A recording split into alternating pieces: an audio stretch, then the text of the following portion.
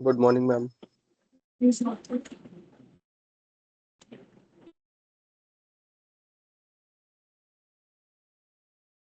देखो रिकॉर्डिंग का मैसेज है, स्क्रीन शेयर। Yes ma'am. चलो लास्ट क्लास में हम लोगों ने एक्सरसाइज जो है वो स्टार्ट किया था सेट ए का। ठीक है, इसको कंप्लीट करते हैं जितना होगा, जितना तक पढ़ा हुआ है। उसके बाद बाकी इसमें जो पॉइंट बाकी है वो डिस्कस करके फिर से क्वेश्चन करेंगे। तो 15 तक किया था, 16 से हम लोग को आगे करेंगे। साइड में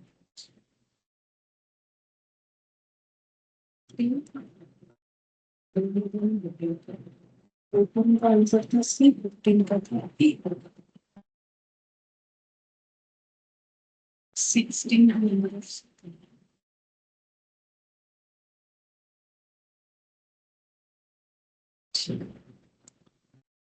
बोल रहा है in case of rail accident the appropriate method of data collection is by.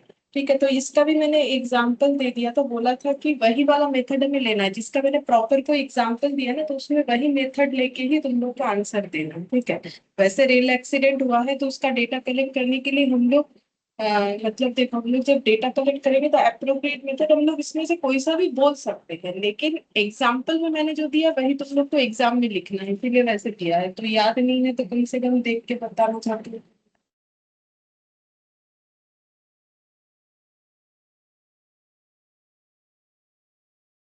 नहीं लिखे।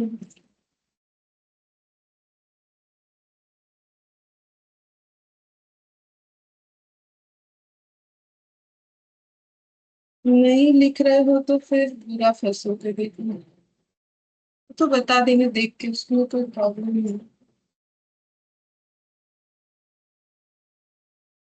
रेल एक्सीडेंट होने से इनडायरेक्ट इंटरव्यू, ये तुम लोग को आंसर देंगे। इनडायरेक्ट इंटरव्यू मेथड से हम लोग डेटा कलेक्ट करेंगे। ठीक है, तो इनडायरेक्ट इंटरव्यू यानी ऑप्शन सी हो जाएगा।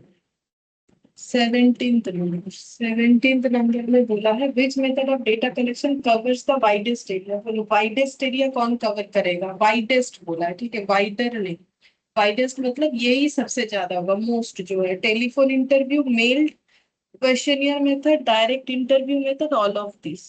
ऑफ नहीं है, ऑल दिस लिखा है। ठीक है, इससे क्या फर्क पड़ता है, बोले कौन सा आंसर।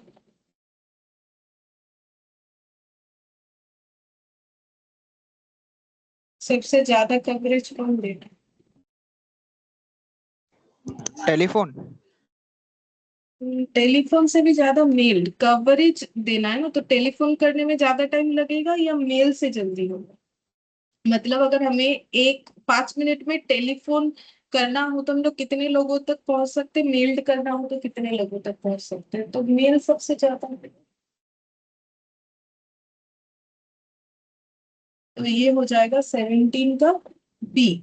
अब देखो यहाँ अगर ऐसा सोचोगे कि देख यहाँ पर जब हम लोगों ने पैरामीटर वाइज कंपैरिजन लिखा था तब तो मैंने तुम लोग को टेलीफोन लिखा था। अगर ऐसा सोच रहे हो, देखो ये कवरेज जो देगा, मैंने बोला था टेलीफोन है, बट इसमें इस कंपैरिजन में हम लोग का पर्सनल इंडायरेक्ट और टेलीफोन इंटरव्यू था। यहाँ पर हम लोग का मेल्ड क्वेश्चनियर इंटरव्यू मेथड नहीं लिया गया था। ठीक है, वो डायरेक्ट इंटरव्यू का जो इंटरव्यू मेथड का जो 3 पॉइंट है उसको, उसमें से जो वाइडेस्ट कवरेज देता है वो टेलीफोन है। लेकिन अगर उसमें मेल क्वेश्चनियर को भी हम लोग ऐड कर दे तो सबसे ज्यादा कवरेज मेल तो जल्दी होगा ना, एक साथ हम लोग स्ट्रिंग करके बहुत से लोगों को मेल कर सकते हैं। टेलीफोन में उससे ज्यादा टाइम लगेगा, और डायरेक्ट इंटरव्यू से ज्यादा कवरेज टेलीफोन देगा, लेकिन टेलीफोन से भी ज्यादा कवरेज कवरेज जो है मेल क्वेश्चनियर देगा। तो वाइडेस्ट एरिया बोला है ना, मतलब इससे ज्यादा नहीं हो सकता, मतलब यही बात।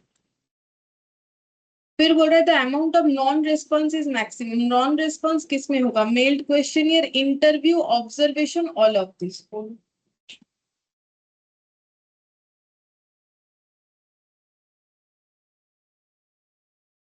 ये तो कॉमन सेंस से भी हम लोग बता सकते हैं। अगर तुम लोगों ने नहीं लिखा है तो गलत तो किया है, बट फिर भी अगर नहीं लिखा है फिर भी बता सकते हो।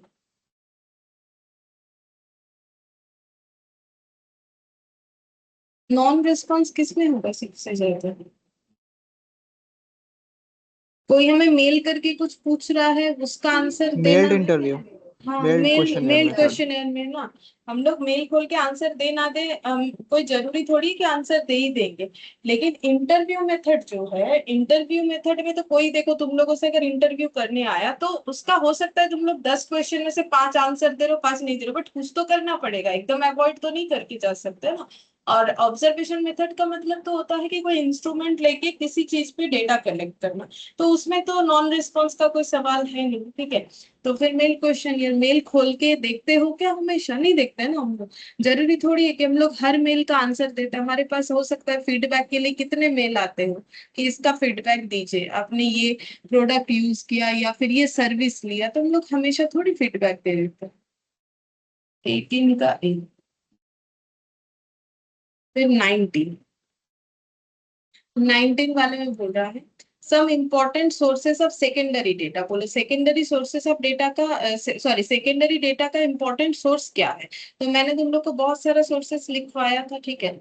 अब उसमें से कौन सा होगा, तो देखो यहाँ पर जैसे बोला है international and government resources, international and primary, private and primary government resources. अब इसमें से आंसर कौन मैम सा होगा? हाँ। Option A international and government.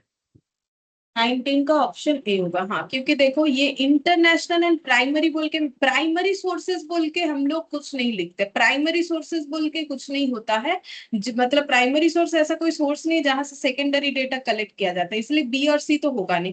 अब रहा गवर्नमेंट सोर्स, क्या ये फिर गलत है? नहीं, गलत नहीं है, लेकिन इंटरनेशनल एंड गवर्नमेंट सोर्स ये ज्यादा सही है, क्योंकि देखो हम लोगों ने जब लिखा था तो कुछ पॉइंट मैंने इसीलिए लिखवाया क्योंकि एग्जैक्ट हमें उसी तरीके से चलना पड़ेगा। ये देखो मैंने यहाँ पर जो लिखा है ना, देखो international sources, government sources, private and quasi government और research papers and other unpublished sources, यही नाम तुम लोग को बोलना है। तो इसमें से देखो, तो प्राइमरी सोर्सेज तो कुछ होता नहीं, इसके वजह से दो ऑप्शन हट गया, और रहा इंटरनेशनल एंड गवर्नमेंट, तो ये दोनों होता है, तो हम लोग सिर्फ ये गवर्नमेंट सोर्सेज क्यों आंसर थे, हमें तो दोनों मिला के देना चाहिए, तो इसीलिए 19 का सही आंसर हो जाएगा ऑप्शन ए। वैसे डी भी सही है, बट डी का डेटा अगर ए में भी है और ए का आगे का डेटा सही है तो फिर हमें आंसर देना चाहिए ए।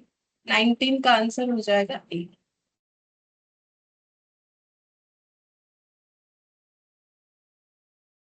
20, internal consistency of the collected data can be checked when. बोल रहा है कि इंटरनल कंसिस्टेंसी हम लोग डेटा का कब चेक करते हैं? बोल रहा है कि इंटरनल डेटा जब दिया हुआ रहता है, external data are given, two और more series are given, a number of related series are given. देखो ये भी मैंने बता रखा है। इंटरनल जो है कंसिस्टेंसी मैंने बोला था, डेट ऑफ बर्थ के साथ एज जो है वो मैच नहीं हो रहा है, ठीक है, इस तरीके से।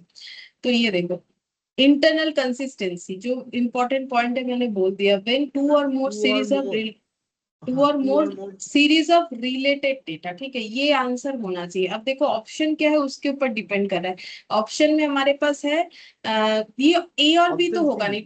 हाँ, टू और ऑप्शन मोर सी। सीरीज, हाँ ऑप्शन सी, सी नहीं डी, टू और मोर सीरीज दिया हुआ है, ए नंबर ऑफ रिलेटेड सीरीज दिया हुआ है, तो सही कौन सा है? ए नंबर ऑफ रिलेटेड सीरीज। सिर्फ सीरीज ऑफ डेटा होने से नहीं होगा, वो सीरीज ऑफ डेटा आपस में रिलेटेड होना चाहिए, जैसे डेट ऑफ बर्थ के साथ रिलेटेड जो डेटा है वो एज होता है, ठीक है, और एजुकेशनल क्वालिफिकेशन के साथ उसका सर्टिफिकेट जो है वो रिलेटेड होता है। तो अगर तुम लोग सी लिख के आते हो तो गलत हो जाएगा, टू और मोर सीरीज आर गिवन नहीं होता है, टू और मोर रिलेटेड सीरीज होता है, या फिर ए नंबर ऑफ रिलेटेड सीरीज होता है।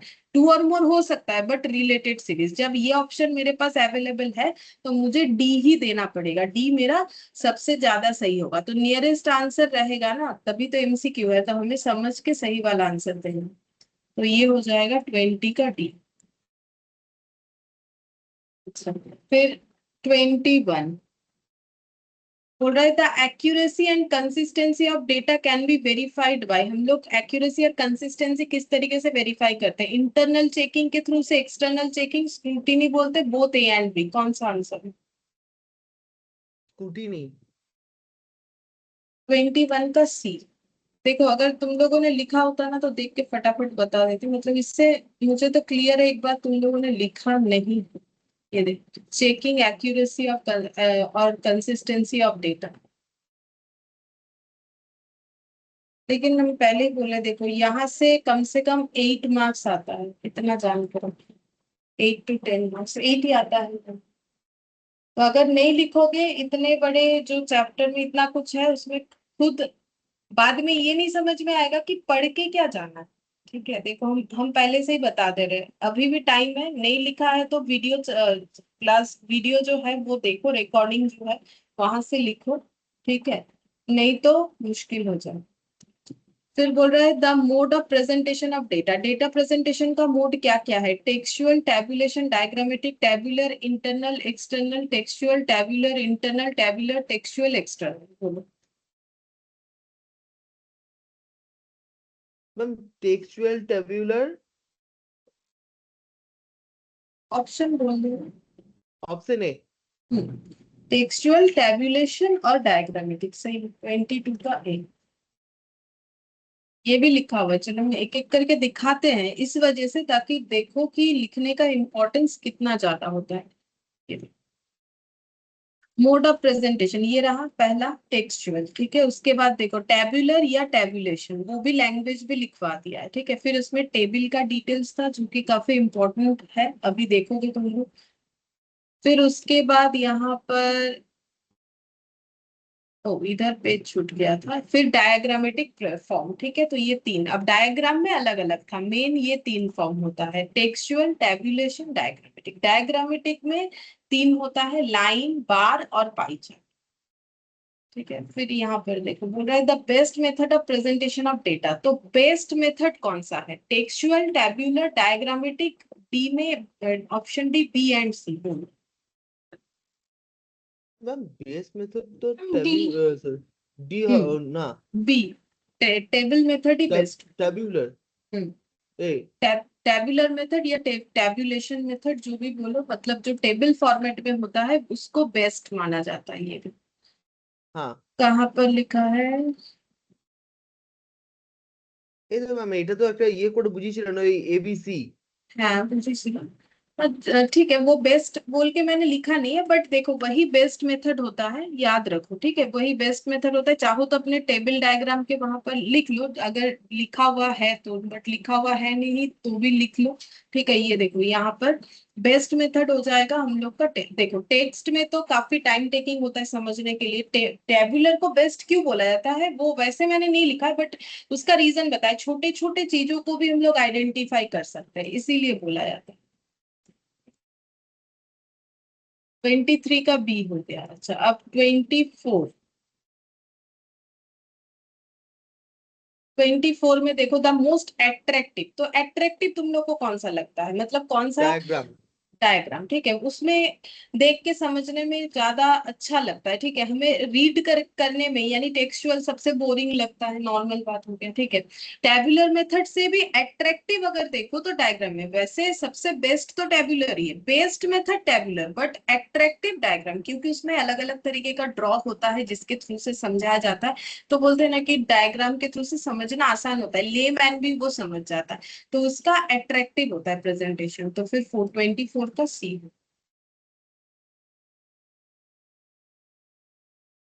25 फॉर टेबुलेशन, कैप्शन का मतलब क्या होता है? ए। कैप्शन का मतलब होता है 25 का ए, हाँ। Upper D part of the D table. नहीं, डी एक बार पढ़ के देखो, ये सही है, बट डी, डी को भी एक बार देखना पड़ेगा ना। डी में देखो उसके साथ साथ और भी कुछ लिखा हुआ है, अगर वो सही है तो वो बोलना पड़ेगा। ये सही हाँ है, ma'am option D D ma'am আসবে। डी ये सही है, बट डी में और भी इसका डिटेल्स दिया है, तो फिर हम लोग को ए के बदले डी में टिक करना पड़ेगा। ठीक है, the upper part of the table that describes the column and सब। ठीक है, 25 का डी हो जाएगा। 26 स्टब। स्टब कौन सा है? D ma'am D, left part of C the table describing rows. C हाँ ना, डी ठीक हो जाए, राइट ना, डी लेफ्ट। लेफ्ट देखो लिखा हुआ है 26 का डी। ये देखो इसके जस्ट आगे वाले पेज में मुझे मिल जाएगा स्टब। ये देखो left part of the table describing the rules. अच्छा, फिर entire upper part of the table is known as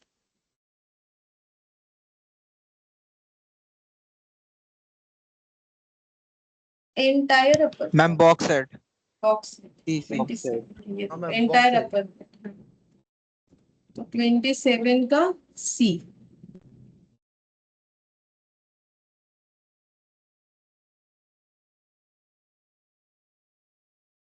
The unit of measurement in tabulation is shown in बोल रहा है कि अगर यूनिट ऑफ मेजरमेंट है तो वो किसके अंदर दिखता है option box set. Box set ए है 29 in tabulations source of the data if any is shown in the source of data कहाँ दिखाया जाता है फुट नोट में बॉडी में स्टब में कैप्शन न्यूज़पेपर में कभी नहीं देखे टेबल बना हुआ रहता है फिर वो टेबल कहाँ से लिया है सोर्स ऑफ डेटा Cap- कहाँ लिखा बॉडी बॉडी कैप्शन। नहीं फुट नोट में सोर्स ऑफ डेटा कहाँ से लिया गया है वो फुट नोट में नहीं लिखा हुआ है फुट नोट में ऐसा एक मान लो ऐसा एक टेबल बना हुआ है इसमें डिटेल्स है ठीक है फिर यहाँ पर लिखा हुआ रहता है सोर्स कहाँ से लिया है से तुम लोग कभी लाइफ साइंस में ड्रॉ नहीं करते थे तो उस टेबल का नाम क्या है क्या नहीं है वो ऐसे नीचे नहीं लिखते थे हम लोग हाँ मैम, नीचे तो लिखा है। वही हाँ वही वाला सोर्स ऑफ डेटा कहाँ से लिया है ठीक है तो वहां तो देखो नाम लिखते थे कि ये क्या ड्रॉ है वो अलग चीज हो गया बट ये सोर्स कहाँ से लिया तुम लोग देखोगे अगर कोई भी टेबल देख लो न्यूज़पेपर में देख लो या फिर गूगल करके भी देख लो कि वो डेटा जैसे कोई प्लेयर का कोई डेटा लिया गया है तो वो कहाँ से लिया गया है सोर्स क्या है तो वो नीचे लिखा हुआ रहता है हमेशा footnote। फिर 30 का बोल रहा है which of the following statement is untrue untrue बोला है ठीक है मतलब फॉल्स है statistical analysis of data requires tabulation it facilitates comparison between rows and not columns complicated data can be presented diagrammatic presentation of data requires tabulation तो इसमें से कौन सा फॉल्स है मैम बी फॉल्स है। बाकी सब तो सही बोल रखा है ठीक है statistical analysis of data requires tabulation बोल रहा है कि हम लोग अगर स्टैटिस्टिकल डेटा एनालिसिस करते हैं हमें टैबुलेशन का जरूरत होता है हाँ होता है क्यों नहीं होता है कॉम्प्लिकेटेड डेटा इससे अच्छे से प्रेजेंट कर सकते हैं और डायग्रामेटिक प्रेजेंटेशन के लिए टेबल का जरूरत होता ही होता है लेकिन यहाँ पर गलत क्या है कंपैरिजन बिटवीन रोज एंड जो नॉट कॉलम बोला है वो गलत है ये लैंग्वेज गलत कर दिया ठीक है कॉलम और रो सभी में कंपैरिजन ऐसा थोड़ी कि कॉलम का कंपैरिजन नहीं हो सकता ठीक है तो 30 का बी हो जाएगा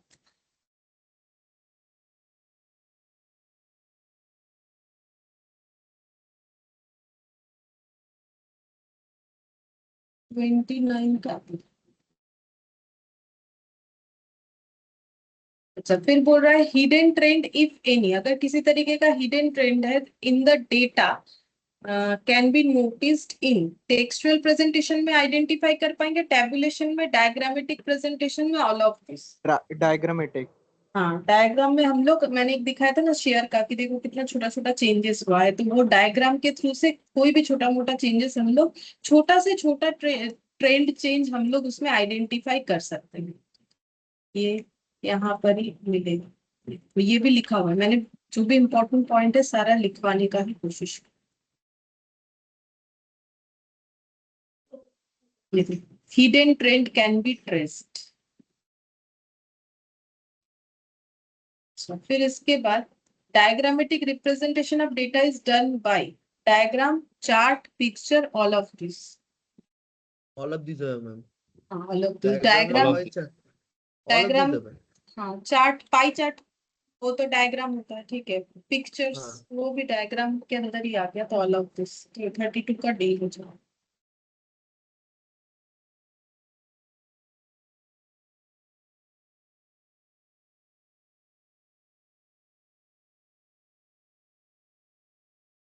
the most accurate mode of data presentation सबसे एक्यूरेट किसको मानोगे diagram tabulation textual none of this tabulation.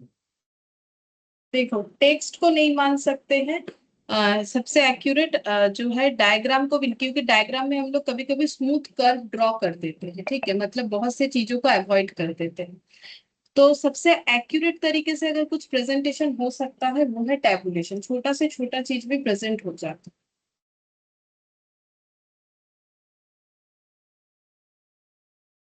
The chart that uses logarithm of variable is known as, तो याद करो मैंने लॉग सिखाया था, लॉग चार्ट या रेशियो चार्ट का यूज करना पड़ता है।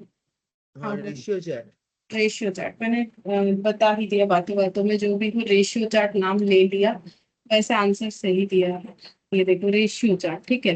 तो चार्ट जो लॉगरिथम यूज करता है, लॉगरिथम कब यूज किया जाता था, जब हम लोग का डेटा का फ्लक्चुएशन बहुत ज्यादा है, वाइडली अगर डेटा का फ्लक्चुएशन होता था। ये देखो, ये एक ही ग्राफ के अंदर जब हमें करना मुश्किल हो जाता है, यहाँ 10 लाख से लेके 10,000 लाख तक था, तो डेटा को मतलब इतना फ्लक्चुएट होगा तो मतलब एक ही ग्राफ पेपर के अंदर आना मुश्किल हो जाता है, तब हम लोग लॉग का यूज करते हैं, इसको बोलते हैं लॉग चार्ट या फिर रेशियो चार्ट, ठीक है। तो ये वाइड फ्लक्चुएशन के लिए होता है। अच्छा 34, फिर 35,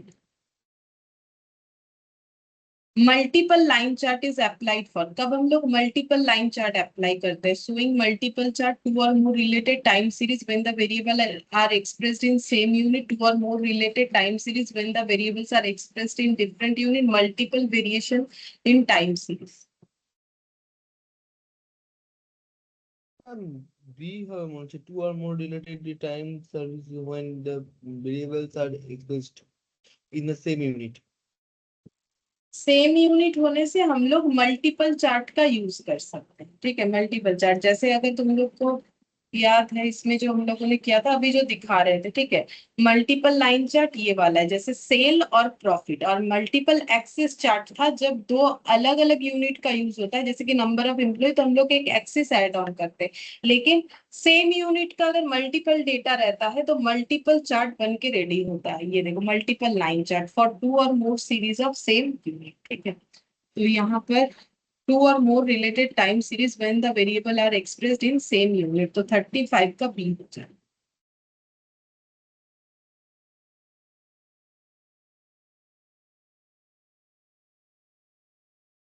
multiple axes line chart is considered, multiple axes chart कब बनता है, अभी थोड़ी देर पहले तो डिस्कस करते हैं, अभी 2 सेकंड का।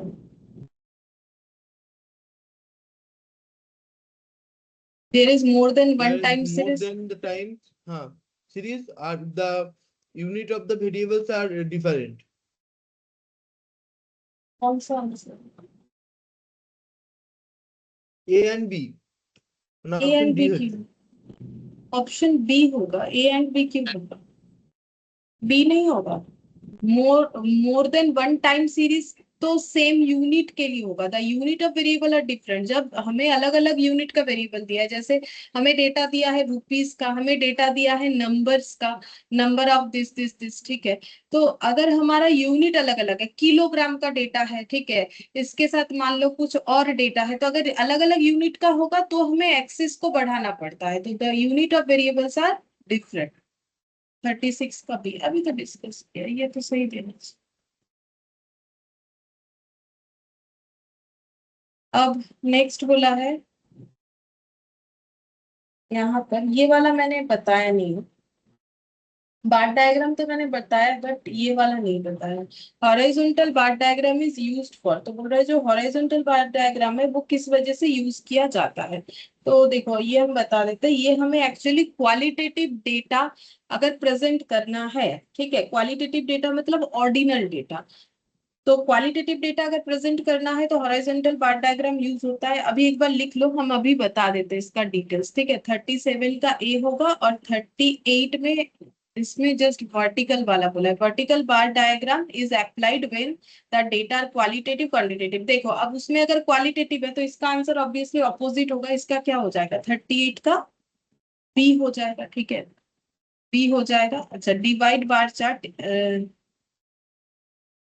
चार्ट कंपेयरिंग डिफरेंट, अच्छा ये वाला भी हम लोग कर सकते हैं, ठीक है। पहले ये दोनों एक बार समझा देते हैं, जो ये वर्टिकल बार डायग्राम वाला, तो ये देखो वर्टिकल बार डायग्राम मतलब कैसे होगा, जब डायग्राम कुछ इस तरीके से होगा, ये मान लो एक बार है, ये एक बार है,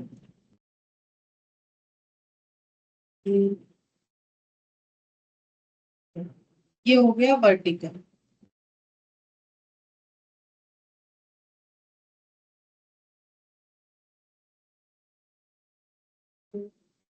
टू थाउजेंड मान लो 21, 22, 23, 24 ऐसे करके दिया है, ठीक है। और ये यहाँ पर ये क्वांटिटेटिव या फिर ऑर्डिनल डेटा प्रेजेंट करेंगे, ठीक है। जैसे कि मान लो ये किसी कंपनी का 4 साल का प्रॉफिट का डेटा बता रहा है, ठीक है, प्रॉफिट। और ये हो गया ईयर्स या टाइम, ठीक है। अच्छा, अब अगर हम लोग ऐसा एक डायग्राम बनाए,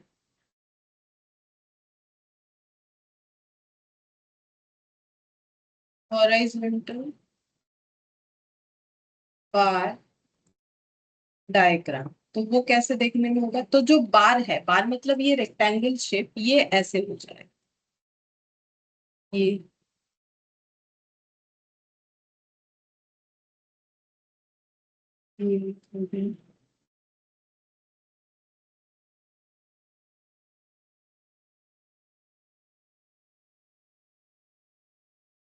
ऐसे करके दिया हुआ। तो ये मान लो कि कंट्री वाइज कुछ प्रोडक्शन का डेटा है। जैसे मान लो ये जो प्रोडक्शन दिख रहा है, मान लो राइस प्रोडक्शन का दिया हुआ है, ठीक है। तो ये मान लो नेपाल का प्रोडक्शन है, ठीक है। ये मान लो बांग्लादेश का है, और ये हमारे देश का है, ठीक है। तो ये जो प्रोडक्शन हम लोगों ने बताया, ये जियोग्राफिकली बताया, जियोग्राफिकल वाइज डेटा को डिवाइड किया, ठीक है। तो इसको हम लोग बोलते हैं क्वालिटेटिव और ऑर्डिनल डेटा, ठीक है। तो अगर डेटा हम लोग का क्वालिटेटिव है, तो फिर हम लोग हॉरिजॉन्टल बार डायग्राम का अगर बात हो तो हॉरिजॉन्टल वाला यूज करें, ठीक है। और अगर वर्टिकल बार डायग्राम कब यूज करेंगे? अगर हम लोग का क्वांटिटेटिव डेटा हो, ठीक है। तो ये एक बार लिख दिया ताकि याद रहे, ये हम बताना भूल गए थे, पहले बता देने से हो जाता, ठीक है। तो अभी बता दिया, चलो कोई बात नहीं, ये हम लोग को याद रखना पड़ेगा। अच्छा, उसी के हिसाब से मैंने यहाँ ऑप्शंस भी लिखवा दिया है तुम लोग को, 37 और 38, 37 और 38, इसके बाद 39। 39 में बोला है divided bar chart is considered for, बोल रहा है कि अगर डिवाइडेड बार चार्ट का यूज कर रहे हैं तो comparing different component of a variable, the relation of different component to table A और बी, ए एंड बी। बोलो डिवाइड बार चार्ट का कौन सा वाला आंसर सही?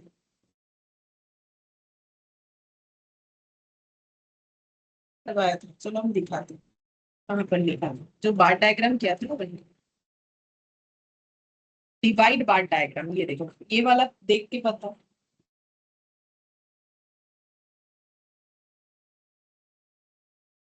जैसे मान लो डिवाइड बार चार्ट इस तरीके से भी दिखा सकते हैं, जैसे कि मान लो कि किसी स्टूडेंट को इंग्लिश में कितना मिला है मान लो, ठीक है। किसी को मैथ्स में मतलब उसको मैथ्स में कितना मिला है, साइंस में कितना मिला है, हिस्ट्री में कितना मिला है, ठीक है। इस तरीके से अगर हम लोग डायग्राम बनाते हैं, बार डायग्राम, ठीक है, तो इसको हम लोग बोलते हैं डिवाइड बार चार्ट, ठीक है। तो मतलब ये इस तरीके से बनता है। तो बोलो इसमें कौन सा ऑप्शन सही है कि divide bar chart is considered for comparing. तो कंपेयर कर सकते हैं ना, किसमें ज्यादा मिला किसमें कम मिला, comparing different component of a variable, the relation of different component to the table A और बी, ए एंड बी। तो बोलो यहाँ पर क्या कंपेयर कर सकते हैं कि कौन से सब्जेक्ट में कितना क्या मिला है, ठीक है। तो डिफरेंट कंपोनेंट तो हुआ ना, इंग्लिश, मैथ, साइंस, हिस्ट्री, ये सब तो डिफरेंट डिफरेंट कंपोनेंट है। तो डिफरेंट कंपोनेंट को कंपेयर कर सकते हैं, the relation of different component to the table. और टेबल में अलग अलग जो मतलब जो भी हम लोगों ने कंपोनेंट लिखा है वहां पर, ठीक है, वो तो टेबल से ही लिया है, तो उसमें रिलेशन भी हम लोग बता सकते हैं, the relation of different component to the table, ठीक है। उस टेबल के साथ डिफरेंट कंपोनेंट का क्या रिलेशन है। अच्छा, अब 39 का फिर आंसर क्या होगा? दोनों ही बात तो सही है, ये देखो ना लिखा हुआ। ऊपर लिखा हुआ भी है, ये देखो, for data divided into multiple component, subdivided, और कहाँ चला गया, component divided bar diagram, divided bar chart या डायग्राम एक ही बात है, ठीक है। देखो, for relative comparison to whole as a percentage bar diagram और divided bar diagram is used. तो बोलो क्या आंसर है? Option D. Option B, D हो जाएगा।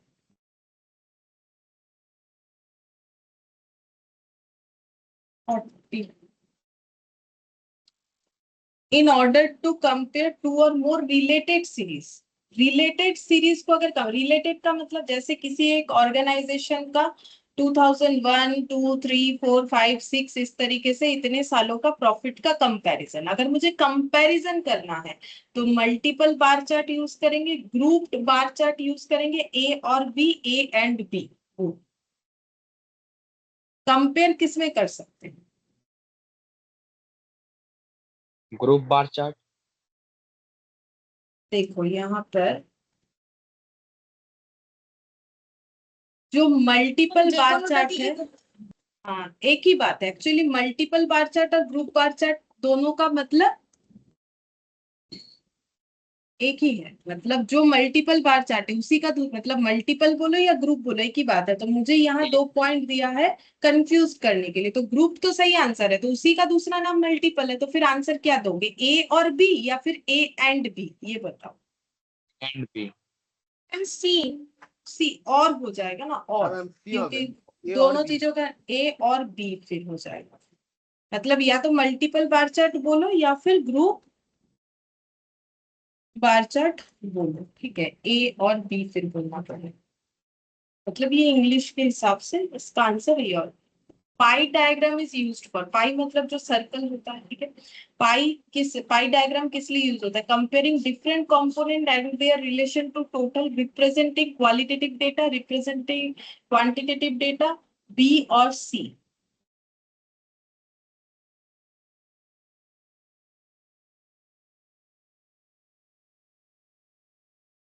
ये तो ए होगा, ये देखो पहले ही तो लिखा हुआ है। पाई चार्ट का मतलब क्या है?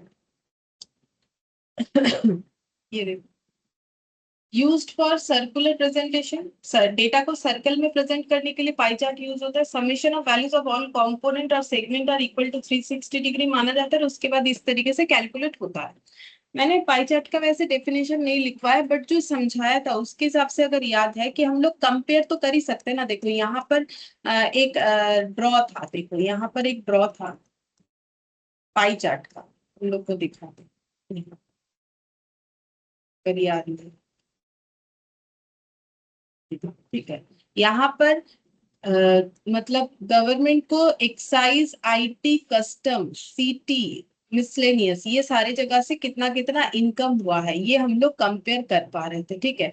तो पाई चार्ट को लेकिन डिवाइडेड बार चार्ट भी बोला जाता है, इसका भी ध्यान रखो, ठीक है। पाई चार्ट को क्या बोला जाता है? Divided bar chart. तो डिवाइडेड बार चार्ट भी बोला जाता है, ये देखो। और मल्टीपल बार चार्ट मतलब जब एक, दो या तीन चार्ट एक साथ आपस में जुड़े हो, जैसे ये देखो, ये होता है मल्टीपल बार चार्ट। तो जो भी हो, तो पाई चार्ट का मतलब हो गया कि ये पूरा जो डेटा है इसको हम लोग यहाँ पर ये जो 540 मिलियन जो रेवेन्यू है उसको हम लोग इस पाई चार्ट के अंदर, इस सर्कल के अंदर रिप्रेजेंट कर रहे हैं। अब ये 540 में से कस्टम से कितना आया? 80 मिलियन, ठीक है। तो अब 80 मिलियन को कैसे प्रेजेंट कर रहे हैं? तो डिग्री के हिसाब से, क्योंकि सर्कल है तो उसको डिग्री के हिसाब से प्रेजेंट करके दिखा रहे हैं। तो यहाँ पर जो बोल रखा है हम लोग को, बोला है कि in order to compare two or more related series, sorry, divided bar chart is considered for, तो ये पाई चार्ट का बात हो रहा है। Comparing different component of variable, the relation of, sorry ये वाला तो हम लोगों ने कर लिया था। अच्छा, 39, 40 हो गया, ये 41। Pie diagram is used for comparing different component and their relation to the total. Different component को कंपेयर कर सकते हैं, टोटल के साथ उसका रिलेशन निकालते हैं। तो एकमात्र ये पाई डायग्राम ही है जहां पर टोटल का डिग्री निकालते हैं, ठीक है, मतलब टोटल इतना है, आउट ऑफ दैट ये सेक्शन में इतना है, तो वो कितना डिग्री में प्रेजेंट हो रहा है। जैसे हम लोग परसेंटेज निकालते हैं, जैसे तुम लोग अपने मार्क्स का परसेंटेज निकाल सकते हो ना, कि मुझे आउट ऑफ दैट इतना मिला है तो इतना परसेंट मिला है, तो यहाँ पर भी वैसे पाई डायग्राम में क्या होता है, उसका जो है टोटल के साथ उसका कंपैरिजन हम लोग निकाल सकते हैं कि आउट ऑफ टोटल ये कंपोनेंट कितना है, फिर कंपेयर कर सकते हैं। तो 41 का आंसर ए हो जाएगा, ठीक है, 41 का आंसर हम लोग का ए हो जाएगा। अच्छा, यहाँ पर in order to compare two और more related series multiple bar chart, ये ठीक है। Divided bar chart is considered for, अच्छा ये शायद मैंने थोड़ा सा गलत बता दिया, डिवाइडेड बार चार्ट आंसर ठीक है हम लोग का। डिवाइडेड बार चार्ट का मतलब पाई चार्ट ही होता है ना, अभी अभी हम लोगों ने देखा। सब डिवाइडेड और कॉम्पोनेंट, एक मिनट, बार चार्ट में क्या क्या होता है, एक होता है मल्टीपल या फिर ग्रुप, ठीक है, मल्टीपल मतलब एक से दो तीन चार भी हो सकता है, और मल्टीपल कंपोनेंट में अगर डेटा डिवाइड हो तो सब डिवाइडेड होता है, और ये एक है हम लोग का डिवाइडेड बार डायग्राम, और ये बोला है डिवाइडेड बार चार्ट।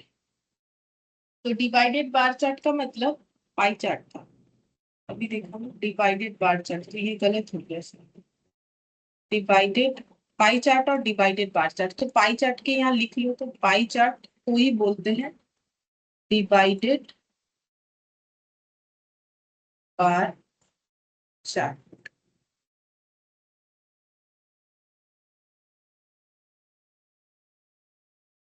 और डिवाइडेड बार चार्ट, ओ अच्छा, सॉरी सॉरी क्या बोल रहे, ठीक है ठीक है ठीक है, ये सही किया, डिवाइडेड बार चार्ट अलग होता है, बोल रहे कि ये डेटा, मुझे वही लगा कि ये मैंने इतना गलत कैसे बताया।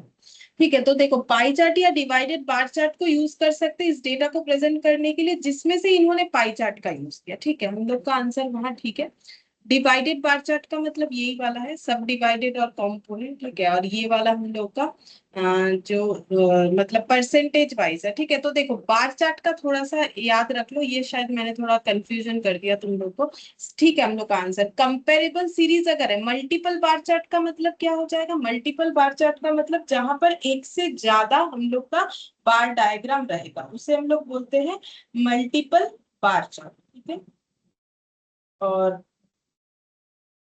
जहां पर डेटा डिवाइड होगा इनटू मल्टीपल कंपोनेंट, जैसे मैंने एग्जांपल दिया था साउथ इंडिया, ठीक है, नॉर्थ इंडिया, ठीक है, ये वाला। और यहाँ पर जो है ये हो गया परसेंटेज बार डायग्राम या डिवाइडेड बार डायग्राम, जैसे पाई चार्ट होता है कि सर्कल में हम लोग डिग्री दिखाते हैं, यहाँ पर हम लोग का पूरे जो बार है ये बार के अंदर ही हमें अलग अलग तरीके से डेटा को डिवाइड कर रखा, ठीक है।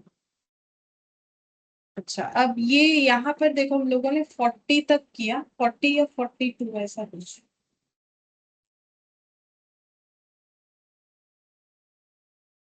41 तक किया, ठीक है। इसके बाद 42 जो है वहां से हम लोग का फ्रीक्वेंसी डिस्ट्रीब्यूशन ये सब पॉइंट आ रहा है, मतलब दूसरा पॉइंट आ गया, जो पढ़ा था उसके बेसिस पे हम लोग 42 तक ही कर सकते, ठीक है। अब ये फ्रीक्वेंसी डिस्ट्रीब्यूशन ये सारे बाकी जो बचे हुए क्वेश्चन है उसका आंसर देने के लिए हमें फिर से आगे का समझना पड़ेगा, ठीक है। सबसे पहले लिखेंगे फ्रीक्वेंसी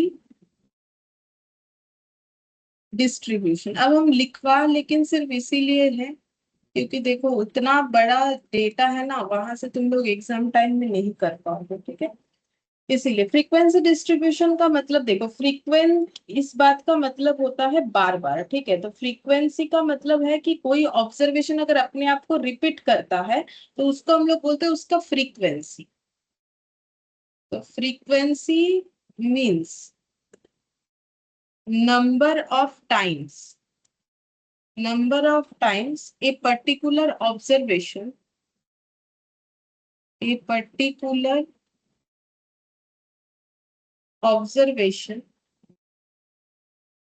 is repeated। अगर कोई पर्टिकुलर ऑब्जर्वेशन बार बार रिपीट होता है तो हम लोग उसको फ्रीक्वेंसी से डिनोट करते हैं, उसी को उसका फ्रीक्वेंसी बोलते हैं, ठीक है। This applies to both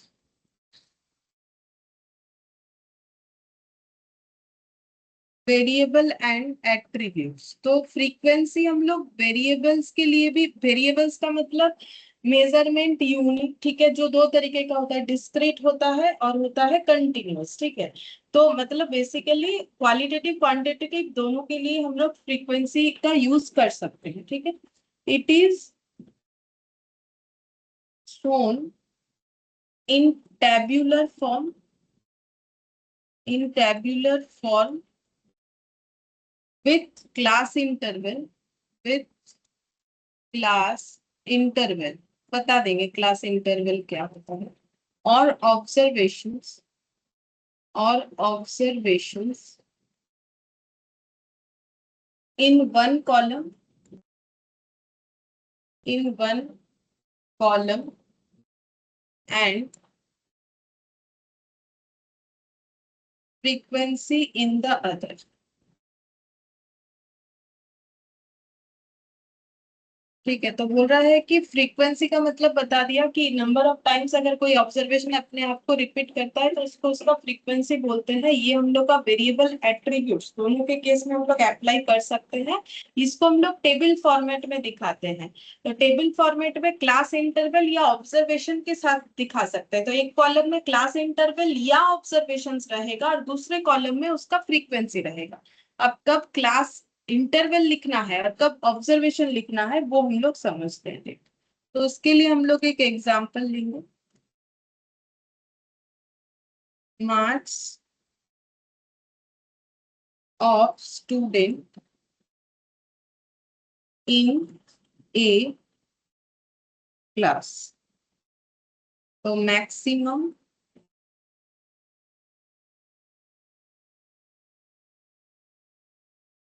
marks 20, number of student 10, ठीक है। अब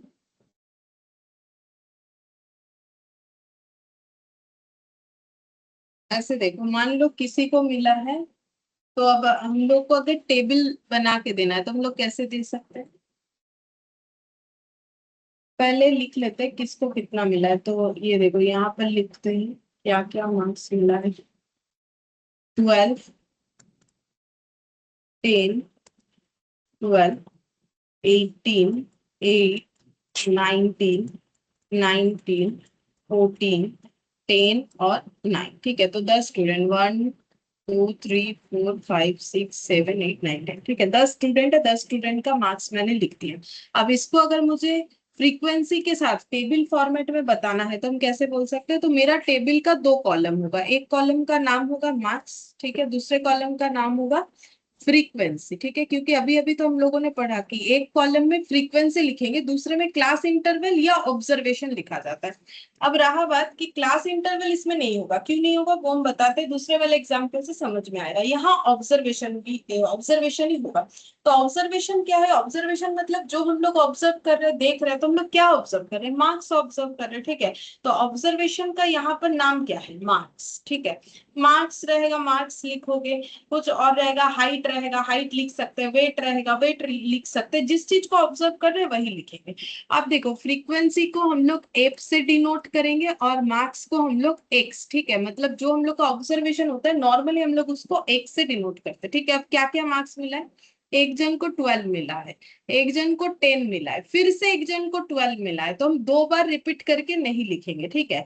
तो 12 दो बार हो गया, 18 एक बार, 8 फिर 19 वो दो बार है, फिर 14 और 10 वो ऑलरेडी हो गया 9, ठीक है। अब इसके अगेंस्ट में हम लोग फ्रीक्वेंसी लिखेंगे। तो 12 कितना बार हुआ है, कितने टाइम ऑकर हुआ है, वही तो उसका फ्रीक्वेंसी होता है। बोलो 12 कितने टाइम ऑकर हुआ, 2 बार। तो यहाँ पर फ्रीक्वेंसी 2 लिखना है। 10 कितने टाइम ऑकर हुआ है, 2 बार। 10 दो बार, ठीक है। फिर 18, 1 बार।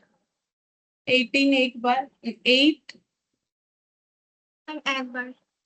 19 2 बार। दो बार, 14 ये भी एक बार, एक- और 9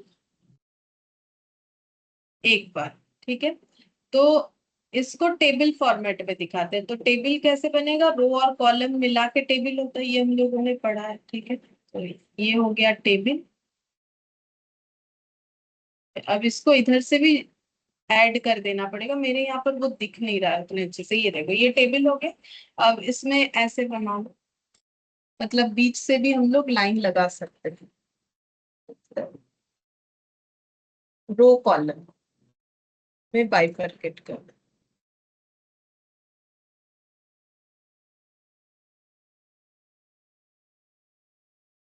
तो बता सकते हो फ्रीक्वेंसी का टोटल कितना होगा बिना कैलकुलेट किए? कैलकुलेट करके नहीं पता। मैम 10 ही হবে 10 জন। तो 10 जन का मार्क्स है, ठीक है। जैसे 12 2 जन को मिला, 10 2 जन को मिला, तो ऐसा करके ये क्या है, कितने जन को मार्क्स मिला है। तो फिर अगर 10 स्टूडेंट का डेटा हम लोगों ने कलेक्ट किया है, तो फिर इसमें आंसर क्या हो जाए, 10, ठीक है। 10 अब चाहे, हाँ अब चाहे तो टोटल करके देख लो। तो ये हो गया 10, टोटल 10 स्टूडेंट का मार्क्स। तो ये हो गया ऑब्जर्वेशन और ये हो गया उसका फ्रीक्वेंसी, ठीक है। इसको हम लोग वेरिएबल्स भी बोल सकते हैं, ये वेरिएबल्स है, ठीक है। ये देखो यहाँ पर वेरिएबल और एट्रीब्यूट का बात आ रहा है ना, कि वेरिएबल और एट्रीब्यूट दोनों में ये चीज अप्लाई कर सकते हैं। तो ये हम लोग का वेरिएबल हो गया। अच्छा बोलो तो इस टेबल में कितने सारे कॉलम है और कितने सारे रो है, ऐसे ही पूछ रहा है।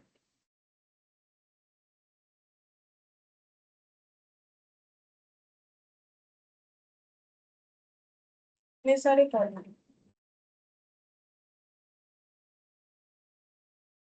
कॉलम का मतलब ये बताया था लास्ट दिन मैंने, ये ऐसे करके मान लो मैम 18 18 क्या है, रो या कॉलम?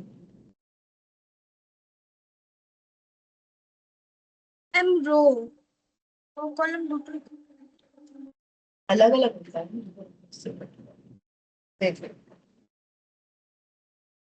इसमें कितने सारे रो है पता है, ये एक रो पूरा, इस चीज को रो बोलते हैं। ये 2 3, ठीक है। ये ऐसे लंबा लंबा जो दिख रहा है, मतलब आड़े आड़े देखोगे तो ये रो 1, ठीक है, रो 2 और ये हो गया रो 3। और कॉलम का मतलब ऐसे, अगर आप खड़े हो तो कॉलम, ठीक है, अगर आप सो रहे हो तो रो।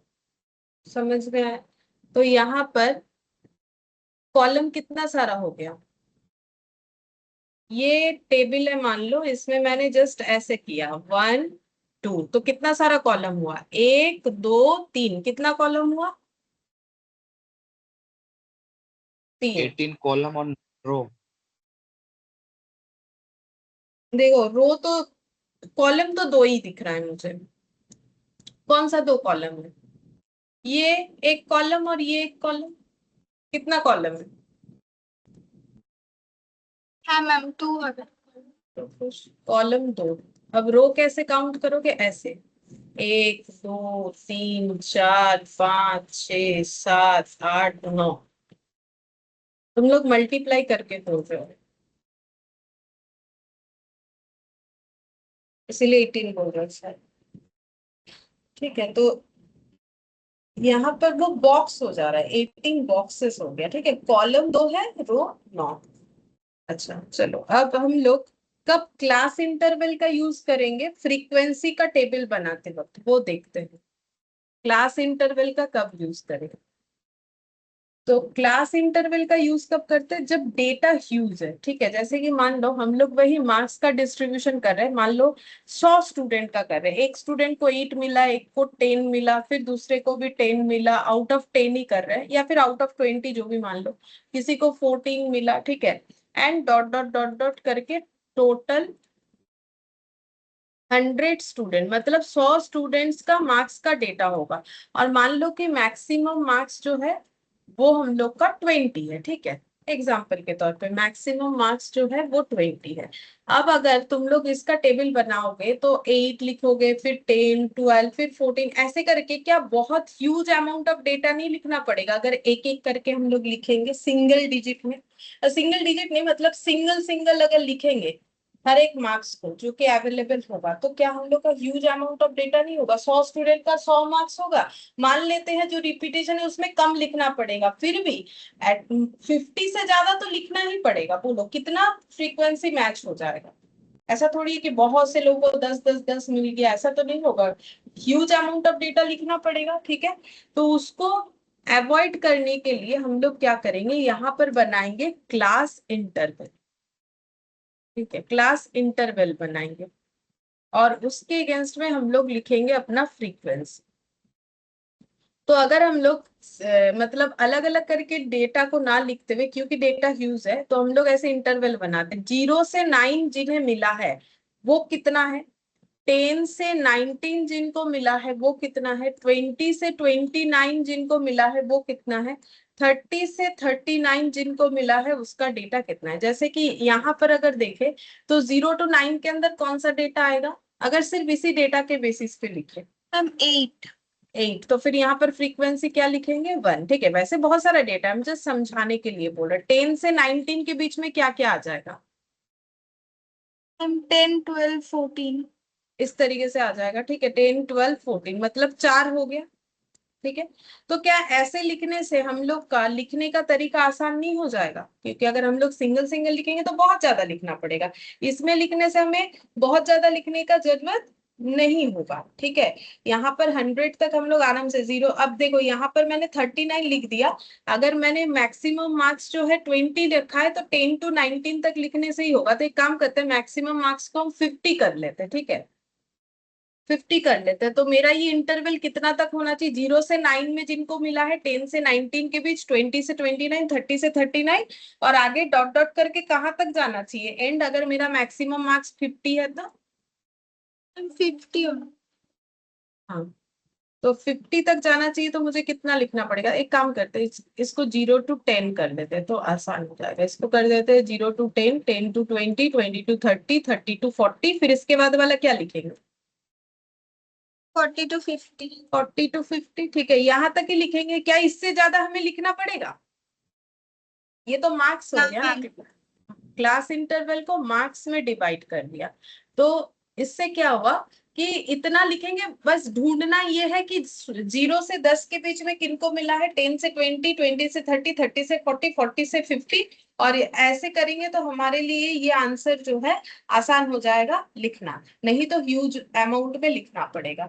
तो जब ह्यूज क्वांटिटी में डेटा रहेगा तो क्लास इंटरवल बनाएंगे, जब नहीं रहेगा, कम क्वांटिटी में रहेगा, तो हम लोग ऑब्जर्वेशंस को जो है नॉर्मल वेरिएबल बेसिस पे, मतलब जो है हम लोग का ऑब्जर्वेशन बेसिस पे, सॉरी ऑब्जर्वेशन बेसिस पे जस्ट लिख देंगे, ठीक है। और यहाँ पर हम लोग क्लास इंटरवल बना के लिखेंगे। अभी क्लास इंटरवल कैसे बनता है, ये मैंने 0 ही क्यों लिया और ये 50 तक क्यों जाए, वो भी हम लोग आगे पढ़ेंगे, फिर भी यहाँ पर समझा देते। देखो, एक स्टूडेंट को ज्यादा से ज्यादा 50 मिल सकता है, कम से कम 0 मिल सकता है, इसलिए 0 से स्टार्ट किया, 50 में खत्म किया।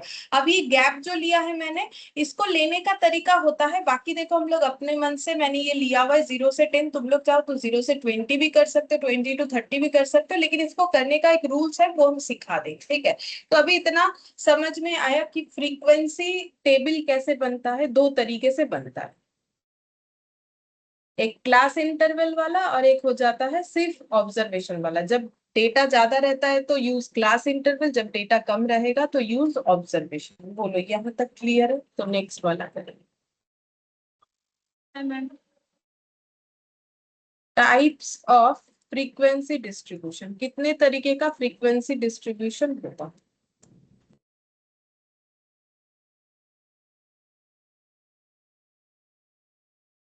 तो देखो 2 तरीके का फ्रीक्वेंसी डिस्ट्रीब्यूशन होता है,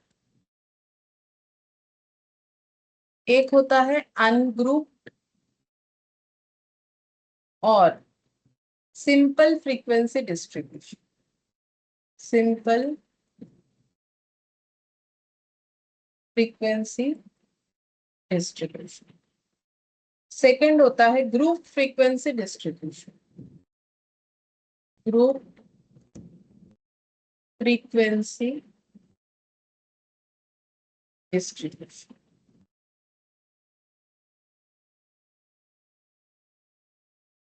म्यूचुअली इसमें 2 पार्ट होता है, म्यूचुअली एक्सक्लूसिव और ओवरलैपिंग।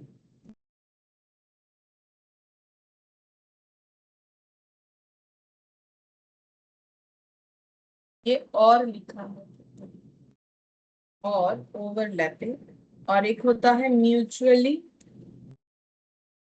इंक्लूसिव और नॉन ओवरलैपिंग।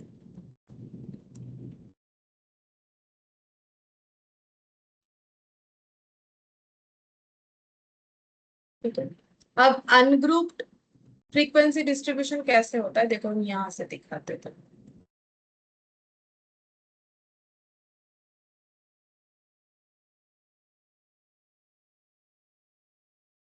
ये देखो यहाँ फ्रीक्वेंसी डिस्ट्रीब्यूशन लिखा हुआ है, इसी से मैंने जिस्ट बना के कर दिया। अब देखो जैसे मैंने बोला था कि एट्रीब्यूट्स भी हो सकता है, तो देखो ये एट्रीब्यूट पे दिया हुआ है। जैसे तुम लोग सोचोगे कि एट्रीब्यूट पे कैसे फ्रीक्वेंसी टेबल बनेगा, तो ये देखो बोल रहा है following are the records of babies born in nursing home in Bangalore during a week. बोल रहा है एक हफ्ते में एक नर्सिंग होम में बैंगलोर में जितने भी जो है न्यू बॉर्न है उनका जेंडर के हिसाब से डेटा दिया हुआ है, बॉय गर्ल इस तरीके से। हमें बोला है फ्रीक्वेंसी डिस्ट्रीब्यूशन टेबल बना के दिखाने के लिए। ठीक है, तो मुझे एक चीज बोलो कि फ्रीक्वेंसी डिस्ट्रीब्यूशन टेबल बनाओगे तो यहाँ पर क्या क्या लिखोगे, बोलो टेबल का क्या नाम दोगे। एक तो जेंडर लिखेंगे हम लोग, बॉय और गर्ल। ठीक है, अब यहाँ पर फ्रीक्वेंसी लिखेंगे, तो बोलो बॉय कितने हैं, 1 2 3 4 5 6 7 8 9 10 11 12 13 14 15 16, और ये 1 2 3 4 5 6 7 8 9 10 11 12 13 14। ठीक है, तो हो गया। इस तरीके से हम लोग एट्रीब्यूट्स का फ्रीक्वेंसी टेबल बना सकते हैं। ये देखो 16 और 14 टोटल हो जाता है 30। ठीक है, तो ये एग्जाम्पल तुम लोग एट्रीब्यूट्स वाला अपने समझने के लिए देख सकते हो। 13.4 में है, तुम लोग चाहो तो लिख सकते हो, या तुम लोग का कोई और नंबर है तो उसको भी नोट डाउन कर सकते हो। अच्छा ये देखो यहाँ पर दिया है 30 पेज है, फर्स्ट 30 पेज है कोई स्टैटिस्टिक्स बुक्स का, जिसका प्रिंटिंग मिस्टेक हमें दिया हुआ है। फ्रीक्वेंसी डिस्ट्रीब्यूशन टेबल बनाना है प्रिंटिंग मिस्टेक के ऊपर। तो देखो यहाँ पर ये जो डेटा दिया हुआ है 30 पेजेस, ये देखो 30 डेटा होगा 1 2 3, और ये देखो 10 12 1 2 3 4 5 6 7 8 9 10, मतलब 10 कॉलम और 3 रो में डेटा है, तो टोटल 30 डेटा है। ठीक है, तो अगर इसका रो पूछो तो नंबर ऑफ रो कितना है 3 और कॉलम कितना है 10, तो टोटल डेटा कितना हो जाएगा 30। तो अब अगर मुझे इसको फ्रीक्वेंसी टेबल में देना है तो हम लोग ऐसे लिख सकते हैं, यहाँ पर फ्रीक्वेंसी और यहाँ पर क्या लिखेंगे प्रिंटिंग मिस्टेक। ठीक है, ये मैंने ऐसे लिख दिया प्रिंटिंग मिस्टेक। तो 0 टाइम प्रिंट मिस्टेक हुआ है 1।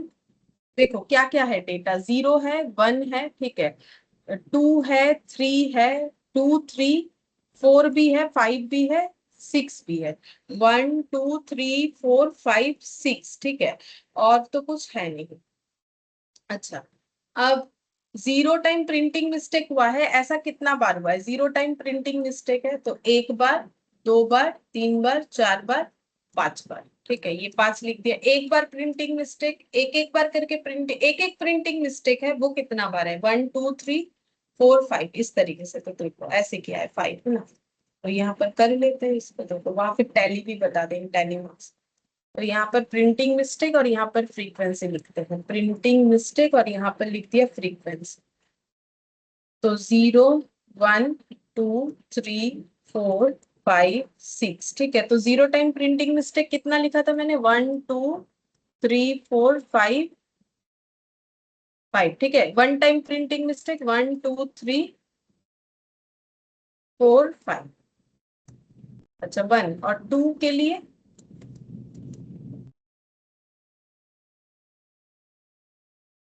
2 टाइम 1 2 3 4 5 6 और 3 1 2 3 4। 4 के लिए 1 2 3 4 5 1 2, और 6 के लिए 1 2। शायद मेरा 3 का कुछ गलत हो गया, इधर एक 3 छूटा हुआ है, इधर एक 3 छूटा हुआ है। तो 3 के केस में मेरे हिसाब से 6 होगा। ठीक है, देखते हैं। 5 5 6 6, हाँ 4 2 2, सही बात। ठीक है, अब इसका अगर टैली मार्क्स सीखना हो वो भी बता देते, इसी में दिया हुआ है तो वो भी हम बता देते। देखो टैली मार्क्स कैसे किया जाता है, आगे जाके उसको लिखवा देंगे। स्टैटिस्टिक्स में फ्रीक्वेंसी को टैली के थ्रू से हम लोग बता सकते हैं। ठीक है, तो टैली का मतलब होता है ऐसे डंडा। ठीक है, ऐसे 4 डंडा लगता है, 5 के लिए ऐसे काट दिया जाता है। तो अगर 5 फ्रीक्वेंसी है तो 1 2 3 4 और ये 5। ठीक है, ये ऐसे क्यों किया जाता है, क्योंकि देखो लगातार अगर ऐसे ऐसे ऐसे ऐसे लिखते हैं तो वो आंखों में ना पजल हो जाता है, समझ में नहीं आता है कि क्या काउंट हुआ क्या नहीं हुआ। तो इस वजह से रूल्स ये है कि 5 नंबर पे जाके ऐसे क्रॉस, इस तरीके से ये 5 काउंट होगा। इसके बाद अगर फिर कुछ होगा तो अलग से होगा, जैसे इसमें भी 5 1 2 3 4 5। 6 का मतलब 1 2 3 4 5, और ये 6 अलग से एक डंडा लगेगा। फिर से 6 1 2 3 4 5 एंड 6। 4 का मतलब 1 2 3 4 1 2 1। ठीक है, ये हो गया टैली मार्क्स, क्योंकि हम लोग आगे जाके पढ़ेंगे भी कि टैली मार्क्स किस तरीके से किया जाए। अच्छा, अब ये सिखा दिया किस तरीके से होता है, वो लिखवा देंगे। ठीक है, कि कैसे करते। अच्छा, अब ये देखो यहाँ पर अनग्रुप्ड या simple frequency distribution, group frequency distribution, ये वाला। तो इसका एग्जांपल अगर देखो तो वहां बुक से तो बताएंगे ही, तो वो दिखाते हुए और भी 2 3 एग्जांपल मैंने दिखा दिया। मैंने अभी जो तुम लोगों को यहाँ पर 2 एग्जांपल दिया, तुम लोग बोल सकते हो किसमें ग्रुप्ड फ्रीक्वेंसी टेबल बना और किसमें अनग्रुप्ड बना। ये म्यूचुअली एक्सक्लूसिव इंक्लूसिव नहीं बताना पड़ेगा। तुम लोग बताओ कि ग्रुपिंग तुम लोग को कहाँ दिख रहा है, ग्रुप नहीं है, सिंपल डिस्ट्रीब्यूशन है, ये कहाँ है, कौन सा वाला। ये जो 2 एग्जाम्पल दिया ना, क्लास इंटरवल क्लास इंटरवल का, ग्रुप हाँ सही है। ये ग्रुप नहीं है, 0 से 10, ये ग्रुप नहीं है। सिंपल। जब एक एक करके लिखा तो वो हम लोग का क्या हो गया, अनग्रुप, या फिर हम लोग उसको क्या बोलेंगे, सिंपल फ्रीक्वेंसी डिस्ट्रीब्यूशन। ठीक है,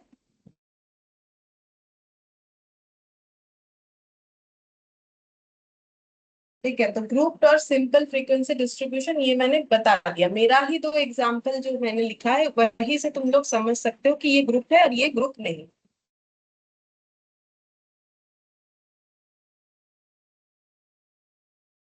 अच्छा, अब यहाँ पर ये वाला बोलो, ये ग्रुप्ड है कि अनग्रुप्ड है, ये जो प्रिंटिंग मिस्टेक वाला। बेटा अनग्रुप।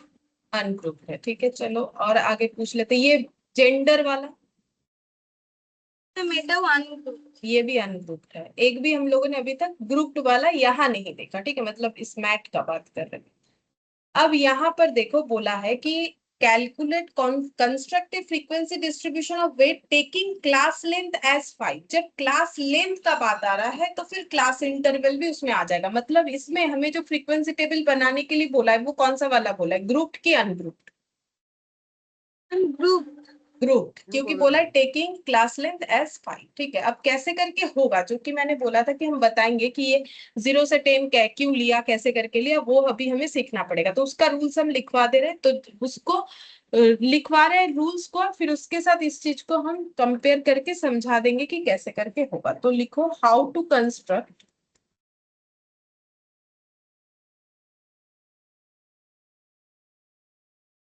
फ्रीक्वेंसी, एफ डी लिख दिया। ठीक है, frequency distribution. Step 1, find range. ठीक है, सबसे पहले हम लोग को रेंज फाइंड आउट करना है। रेंज का मतलब क्या होता है, देखो रेंज का मतलब होता है कि मैक्सिमम और मिनिमम का डिफरेंस। जैसे तुम लोग कुछ खरीदने जाते हो तो आजकल तो ये सब लैंग्वेज थोड़ा कम यूज होता है, जो भी हो पहले बहुत सुना हुआ है। ठीक है, कि कुछ खरीदने जाते हैं, आपका रेंज क्या है, मतलब कितने से कितने के अंदर खरीदना चाहते हैं। ठीक है, तो लार्जेस्ट मतलब मैक्सिमम आप कितना पे करना चाहते हैं और मिनिमम आप कितना कम। ठीक है, तो लार्जेस्ट माइनस स्मॉलेस्ट, लार्जेस्ट और स्मॉलेस्ट ऑब्जर्वेशन के बीच का जो गैप है उसी को बोलते हैं रेंज। अब रेंज किस काम का, अभी लिखो, देखो रेंज किस काम का वो भी हम लोग समझ लेंगे। ठीक है, फिर स्टेप 2 में मतलब हम लोग ये पढ़ रहे हैं कि अगर हमें फ्रीक्वेंसी डिस्ट्रीब्यूशन टेबल बनाना है ग्रुप्ड इसको लिख दो group frequency distribution. Group frequency distribution तो कैसे होगा, सबसे पहले रेंज फाइंड आउट करेंगे, फिर फॉर नंबर ऑफ क्लास, कितना सारा क्लास हमें बनाना पड़ेगा। कितना सारा क्लास मतलब जैसे यहाँ पर 1 2 3 4 5, ठीक है, वही चीज जैसे यहाँ 5 क्लास इंटरवल बना, तो वही कितने सारे क्लास हमें बनाने पड़ेंगे। तो उसको कैसे सोचेंगे, पहला in case of discrete variable number of isolated values, number of isolated values.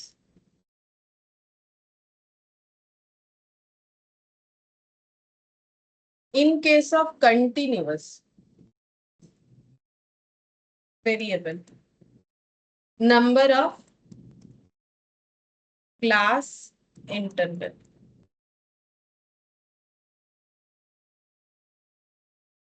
अच्छा, फिर यहाँ पर लिखेंगे class interval equal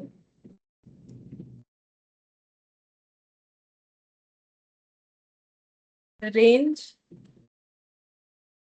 divided by class length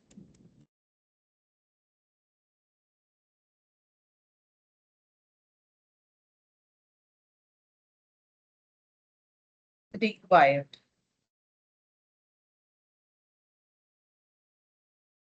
फिर थर्ड नंबर में प्रेजेंट क्लास और class interval in a table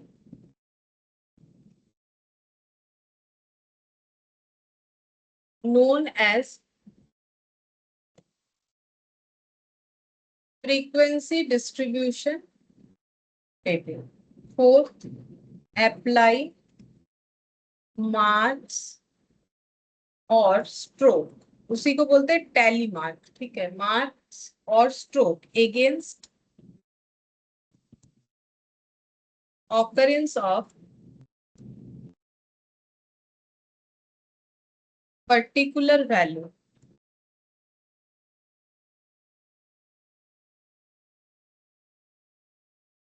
in a class or class interval. Fifth, count stroke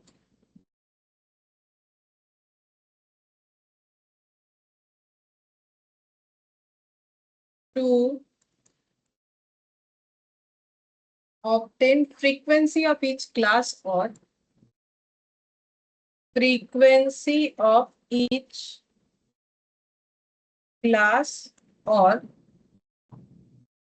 class interval. ये याद रखने का कोई जरूरत नहीं, मतलब हम ये कहना चाह रहे हैं कि ये कोई डायरेक्ट हमें थ्योरी में पूछेगा नहीं, ठीक है, बट कैसे करके बनता है उसके लिए मैंने ये चीज लिखवा दिया कि कैसे करके हम लोग जो है ग्रुप फ्रीक्वेंसी डिस्ट्रीब्यूशन टेबल को बना सकते हैं, ठीक है। सबसे पहले हमें क्या करना है, पहले रेंज फाइंड आउट करना है, लार्जेस्ट और स्मॉलेस्ट ऑब्जर्वेशन का डिफरेंस निकालना है, ठीक है। फिर हमें क्लास बनाना है, क्लास या फिर क्लास इंटरवल एक ही बात है, जो क्लास होता है उसी को हम लोग बोलते हैं क्लास इंटरवल। अब क्लास इंटरवल बनेगा हम लोग का वेरिएबल डिस्क्रीट है कि कंटिन्यूअस, उसके ऊपर डिपेंड करके। अगर डिस्क्रीट वेरिएबल है तो आइसोलेटेड वैल्यूज लिखने से होगा, और अगर कंटिन्यूअस है तो ना इंटरवल। देखो डिस्क्रीट, अब तुम लोग बोलोगे ये वाला तो मार्क्स तो हम लोग का जो है वो डिस्क्रीट, हाँ देखो मार्क्स तो हम लोग का डिस्क्रीट होता है ना, तो मैंने तो पहले ही बोला था कभी भी मार्क्स देखोगे पॉइंट में नहीं आता है, ठीक है, लेकिन डिस्क्रीट में ही एक पॉइंट था कि कंटिन्यूअसली इनफाइनाइट, उसको समझाने के लिए मैंने वो नेगेटिव मार्किंग वाला एग्जांपल तुम लोग को समझाया था, ठीक है। लेकिन नॉर्मली डिस्क्रीट क्या है कि जो हम लोग का आइसोलेटेड वैल्यूज होता है, तो ये हो गया, ठीक है, ऐसे करके। तो अगर हम लोग का डिस्क्रीट वेरिएबल है तो हम लोग आइसोलेटेड वैल्यूज को लिख के ही काम चलाते हैं, ठीक है, आइसोलेटेड वैल्यूज। लेकिन अगर हम लोग का कंटिन्यूअस है तो उस केस में हम लोग क्लास इंटरवल का यूज करेंगे। तो क्लास इंटरवल कैसे बनेगा, range divided by class length required. Length का मतलब क्या है, ये जो गैप 0 से 10 के बीच, मतलब 0 से 10 मतलब कितना कितना, 10 से 20 मतलब कितना कितना डेटा, उसको बोलते हैं क्लास लेंथ। अब क्लास लेंथ हम लोग अपने हिसाब से डिसाइड कर सकते हैं, जैसे कि क्वेश्चन में दे देता है। जैसे यहाँ पर देखो, यहाँ पर हम लोग को बोल दिया है क्लास लेंथ कितना है 5 क्लास लेंथ लेके हमें क्लास इंटरवल बनाना पड़ेगा। फिर बोला है कि प्रेजेंट क्लास और क्लास इंटरवल इन ये table known as frequency distribution table. तो ये देखो टेबल में एक साइड क्लास या क्लास इंटरवल हमें लिखना पड़ेगा। फिर नेक्स्ट कॉलम में हमें क्या लिखना पड़ेगा, अब हम लोग टैली मार्क्स दे सकते हैं, फिर उसके बाद वो टैली मार्क को काउंट करके हम लोग लिख सकते हैं फ्रीक्वेंसी को। वही चीज बोला है, apply marks or stroke against occurrence of particular value in a class और class interval, count stroke to obtain frequency of each class और क्लास इंटरवल। तो बेसिकली पहले टैली मार्क होता है, फिर फ्रीक्वेंसी बनता है। जैसे अभी थोड़ी देर पहले मैंने फ्रीक्वेंसी लिख दिया था, फिर उससे टैली मार्क किया था, लेकिन अगर एग्जैक्ट तरीके से देखा जाए पहले टैली मार्क का यूज होता है, उसके बाद ही जो है उससे फ्रीक्वेंसी बनता है। तो उस चीज को अभी हम तुम लोग को इस एग्जांपल से समझा देते हैं। सबसे पहले रेंज निकालना है। बोलो, रेंज का मतलब होता है लार्जेस्ट माइनस स्मॉलेस्ट। तो बोलो ये जो डेटा तुम लोग को दिख रहा है, इसमें सबसे लार्जेस्ट वैल्यू कौन सा है, सबसे स्मॉलेस्ट वैल्यू कौन सा? Largest 6, smallest 2. 6 यहाँ पर ऐसा कुछ नहीं, 70, 59, 70, 60 ये सब। আরে ম্যাম আমি বাই চান্স আমি উপরেরটা বলে দিয়েছি। না না, এইটা 73 ম্যাম লার্জেস্ট। 73 देख लेते हैं। हाँ वही लग रहा है, उससे ज्यादा तो कुछ है नहीं। और स्मॉलेस्ट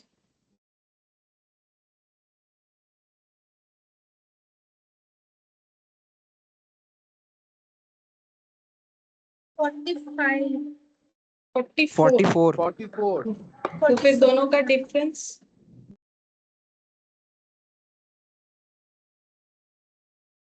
हम्म, 73 और 44 ठीक लिखा है। बोलो डिफरेंस क्या आ रहा है? 29।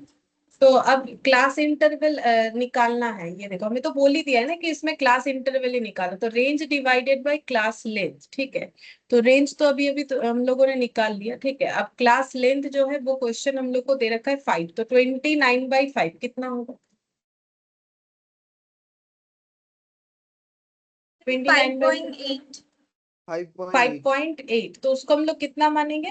5.8 को नॉर्मल मैथमेटिकल तरीके से हम लोग नेक्स्ट Six. इंटीजर, ठीक है, क्लास इंटरवल के केस में हमेशा नेक्स्ट वाला डेटा लेना है, तो 6 ले लेंगे। तो हम लोग का कितना सारा क्लास इंटरवल होगा? 6। मतलब यहाँ ऐसे 6 होगा। ठीक है, अब स्टार्ट कहाँ से करेंगे? तो देखो स्टार्ट कहीं से भी करो, एंड 40 हमारा मैक्सिमम, हाँ मतलब मिनिमम जो है ना 44, वहां से या उससे कम से स्टार्ट कर सकते हैं, या तो 44 से स्टार्ट कर सकते हो या उससे कम से। तो देखो यहाँ 44 से ही स्टार्ट किया। ठीक है, तो 44, और अगर मुझे क्लास लेंथ 5 लेना है, 5 डेटा आए इस क्लास इंटरवल के अंदर, तो 44, 45 कहाँ तक लोगे? बोलो 48 48। ठीक है, यहाँ तक आएगा तो 5 क्लास लेंथ मतलब 5 डेटा आ जाएगा। ठीक है, ये देखो 44 से लेके 48। ठीक है, उसके बाद नेक्स्ट हम लोग क्या लेंगे? 49 से लेके कहाँ तक आ जाएगा? 49, 50, 51, 52, 53, फिर 54, 5, 6, 7, 8, 58, फिर इसके बाद 59 से लेके 63। ये देखो ना, ये 53 है तो ये 63 होगा। फिर 64 से लेके 68, फिर 69 से लेके 73 हो गया। यहाँ तक ही तो होना है, मैक्सिमम इतना ही है। ठीक है, अच्छा अब ये दिया है वेट, वेट दिया है। ठीक है, तो पहले बोलो वेट हम लोग का क्या वेरिएबल था? कंटिन्यूअस वेरिएबल था। तो कंटिन्यूअस वेरिएबल अगर होता है तो हमें क्लास इंटरवल का यूज करना पड़ता है, जो कि हम लोग कर रहे हैं। ठीक है, अब हम लोग को टैली मार्क बनाना है और फिर उससे फ्रीक्वेंसी लिखना है। तो बोलो 70 जो है 70, ठीक है, ये कहाँ पर आएगा? कौन से वाले जगह पे आएगा? यहाँ एक। ठीक है, 73 कहाँ पर आएगा? यहाँ। 49 कहाँ पर आएगा? यहाँ। 61 कहाँ पर आएगा? यहाँ। ठीक है, 61 फिर से यहाँ। 47 कहाँ पर आएगा, यहाँ पर। 57 कहाँ पर आएगा, यहाँ पर। 50 कहाँ पर आ जाएगा, यहाँ। 59 ये कहाँ पर आएगा, 59 यहाँ पर आ जाएगा। 59 फिर से यहाँ पर आ गया। 68 यहाँ पर आ जाएगा। 45 हम लोग का यहाँ पर आ जाएगा। 55 हम लोग का यहाँ पर आ जाएगा। फिर 65 दोनों इधर आ गया। 56 हम लोग का यहाँ पर आ जाएगा। 68 हम लोग का यहाँ पर आ जाएगा। 55 हम लोग का यहाँ पर आ जाएगा। 70 दो बार 70 है, मतलब यहाँ पर आ गया। 57 हम लोग का यहाँ, मतलब ये 5 हो गया, ठीक है। 57 44 यहाँ पर आ गया। 69 यहाँ पर ये हो गया, ठीक है। ओ सॉरी, इधर इधर 69 इधर हो जाएगा, ये 4 ही है। 69 73 हम लोग का इधर आ गया। अच्छा 64 हम लोग का यहाँ, ये अब कटा, ठीक है। 64 49 का मतलब इधर आ जाएगा। 63 का मतलब ये कट गया। 65 का ये इधर एक लगेगा। 70 का मतलब ये यहाँ एक और लगेगा। 65 का मतलब फिर से यहाँ लगेगा। 62 का मतलब यहाँ पर एक लगेगा। 64 का मतलब यहाँ पर एक लगेगा। 73 का मतलब यहाँ पर। 67 का मतलब यहाँ पर। 60 और 50 मतलब यहाँ पर। और 50 का मतलब हो जाएगा यहाँ पर। तो ये कितना हो गया, 3 स्ट्रोक लगा है तो फ्रीक्वेंसी 3। 4 स्ट्रोक है तो फ्रीक्वेंसी 4। ये 5, ये कितना बोलोगे, 5 6 7। ये वाला कितना बोलोगे, 5 और 4 9। ये कितना बोलोगे, 5 1 2 3 4 5 8, ठीक है। अब इसका टोटल लगाओ, टोटल 36 होना चाहिए। 36 स्टूडेंट का वेट का डेटा है। 3 + 4 + 5 + 7 + 9 + 8, देखो 36 हो रहा है क्या? हाँ मैम। 36, ठीक है। तो इस तरीके से बनेगा, देखते हैं। 3 4 5 7 9 8, ठीक है। कोई बनाने नहीं देगा कि तुम लोग टेबल बनाओ, ऐसा कुछ तुम लोग का क्वेश्चन नहीं आएगा। बट इस चीज को नहीं समझने से हम लोग एमसीक्यू नहीं कर पाएंगे, ठीक है। तो ये हम लोग का हो गया। क्लास इंटरवल कैसे बनेगा, तो जो भी डेटा हमें दिया हुआ है, सबसे पहले हम लोग लार्जेस्ट माइनस स्मॉलेस्ट ऑब्जर्वेशन निकालेंगे। फिर हम लोग उस रेंज, उससे रेंज निकलेगा, रेंज बाय क्लास लेंथ जो हमें चाहिए। क्लास लेंथ का मतलब होता है कि मेरा उस रेंज के अंदर कितना सारा डेटा रहेगा, उसको हम लोग क्लास लेंथ बोलते हैं। जैसे अभी एग्जांपल से ही हम लोगों ने समझा ना कि 5 डेटा लेना चाहते हैं, क्लास लेंथ 5 का मतलब, ठीक है। तो इससे ये चीज याद रह जाएगा। बाकी तुम लोग ने यहाँ पर किया हुआ है, जब चाहो तुम लोग यहाँ से देख के लिख सकते हो, मतलब अपना प्रैक्टिस कर सकते हो। अच्छा, तो ये 2 पॉइंट तो हम लोगों ने क्लियरली समझ लिया, ठीक है। एक है कि अनग्रुप्ड या सिंपल फ्रीक्वेंसी डिस्ट्रीब्यूशन क्या होता है, और ग्रुप्ड फ्रीक्वेंसी डिस्ट्रीब्यूशन क्या होता है। अब म्यूचुअली एक्सक्लूसिव और इंक्लूसिव ये देखते हैं। देखो, म्यूचुअली एक्सक्लूसिव या ओवरलैपिंग का मतलब क्या होता है। म्यूचुअली एक्सक्लूसिव और overlapping,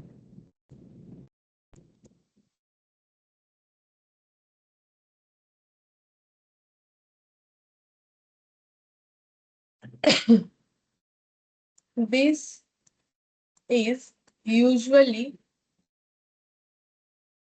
applicable for continuous variable। अगर कंटिन्यूअस वेरिएबल है तो म्यूचुअली एक्सक्लूसिव या ओवरलैपिंग यूज करना ज्यादा अच्छा होता है। An observation as upper class limit, जिसको यूसीएल बोलेंगे आगे जाके शॉर्ट में, is excluded from the class interval and taken in the class where it is exist होगा, exist or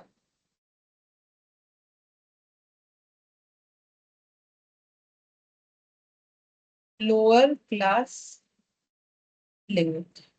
ये समझ में आ जाएगा जो लिखा हुआ है, एक एग्जांपल ले।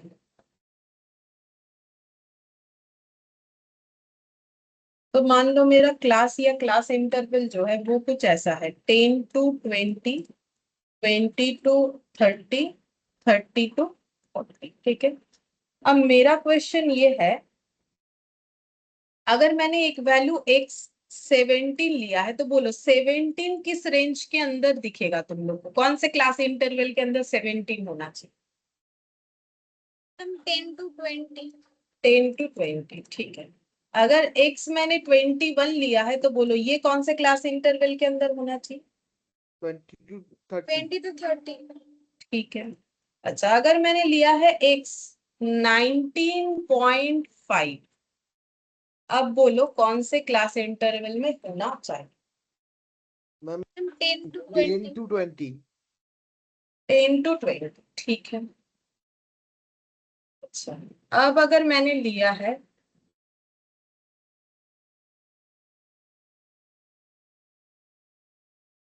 20, अब बोलो कहाँ लेना चाहिए? Ma'am 20 to 30। 30। 20 to 30 में लेंगे। हाँ, आंसर तो सही है, 20 to 30 में लेंगे। अब कंफ्यूजन नहीं हुआ तुम लोग को? 10 से 20 है तो यहाँ भी तो आ सकता था, 20 to 30 में ही क्यों लिया? क्योंकि इधर भी तो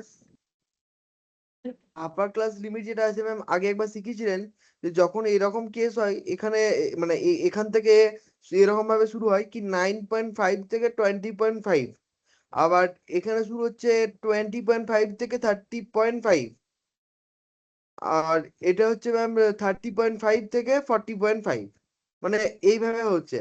তো যখন ইন্টারল্যাপ যখন নিজেদের মধ্যে হচ্ছে তখন এটা এটা 20 যেটা পড়ছে সেটা ওই 20 to 30 মধ্যে পড়বে।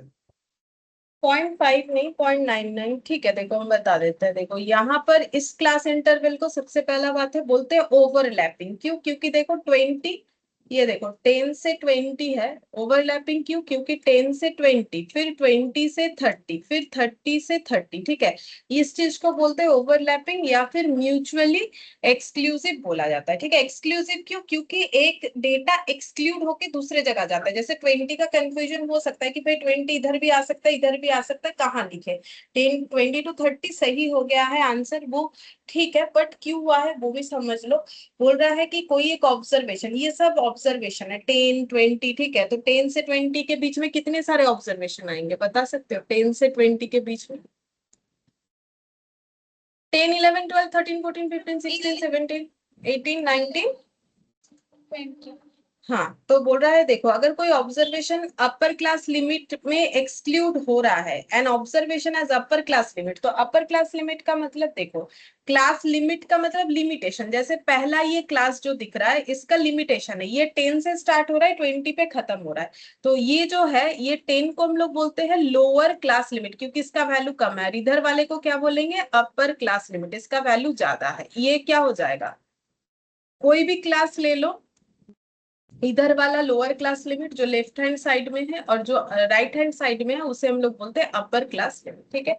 तो an observation as upper class limit, अगर कोई ऑब्जर्वेशन अपर क्लास लिमिट के तरह एग्जिस्ट कर रहा है वो एक्सक्लूड हो जाएगा, is excluded from the class interval, उस क्लास इंटरवल से एक्सक्लूड हो जाएगा and taken in the class where it is exist as lower class limit, ठीक है। और वो वहां ट्रांसफर हो जाएगा जहां पर ये लोअर क्लास लिमिट के तौर पे है। जब इस तरीके का कंफ्यूजन होता है जैसे कि 20 कहाँ लिखे तो 30 कहाँ लिखेंगे, तो 30 से 30 40 के बीच में आएगा क्योंकि रूल्स बोल रहा है कि 30 अपर क्लास लिमिट के तौर पे जहां है वहां नहीं आएगा क्योंकि 30 का दो जगह दिख रहा है हमें, एक 30 20 to 30, 30 to 40। अब तुम लोग बोलोगे ऐसा क्यों? देखो अभी तो तुम लोगों ने जो क्वेश्चन किया था थोड़ी देर पहले, वो बीबीए स्टूडेंट का जो वेट का डेटा, तो वहां पर तुम लोग देखना हम लोगों ने जो डेटा लिया था 39 ऐसे करके 48 तक ना, कितना तक लिया था ना, तो उसमें हम लोगों ने जैसे किया था, जैसे ये वाला देख 44 से 48, तो वहां 48 तक ना काउंट किया था।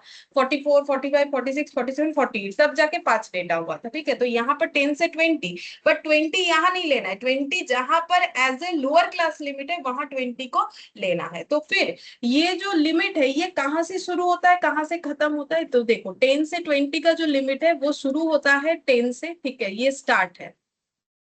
लेकिन खत्म जो है वो कहाँ होता है? वो खत्म होता है 19.9999 एंड सो ऑन। इसीलिए 20 नेक्स्ट वाले में कंसिडर किया जाता है।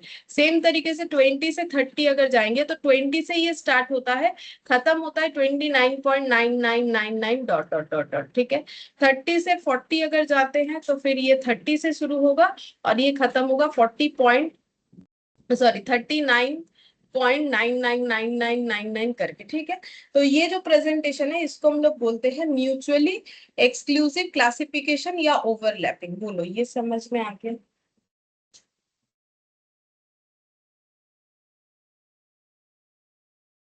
हाँ मैम। अब हम लोग पढ़ेंगे म्यूचुअली इंक्लूसिव क्लासिफिकेशन।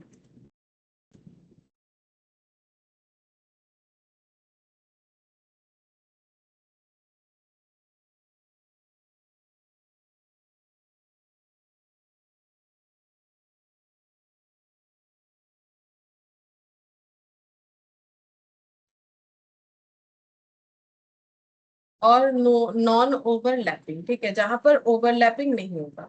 तो मुझे एक चीज बताओ, तो अभी जो बीबीए वाला क्वेश्चन किया था ये कैसा वाला है? म्यूचुअली एक्सक्लूसिव है कि इंक्लूसिव है? Ma'am exclusive. एक्सक्लूसिव होने से तो ओवरलैपिंग होना पड़ेगा। ये ओवरलैपिंग है, 48 से खत्म होगा तो ओ ना 49। ना नहीं है, इंक्लूसिव। ये नॉन ओवरलैपिंग हो गया है ना, इंक्लूसिव।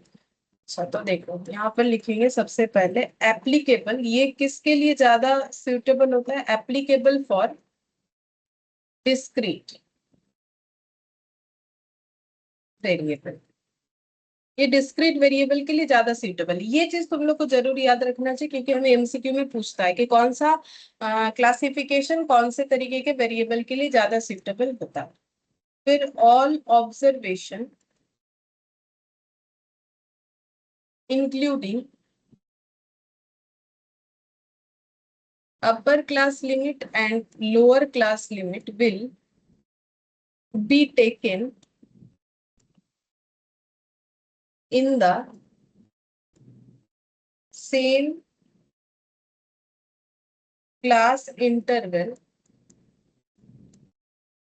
as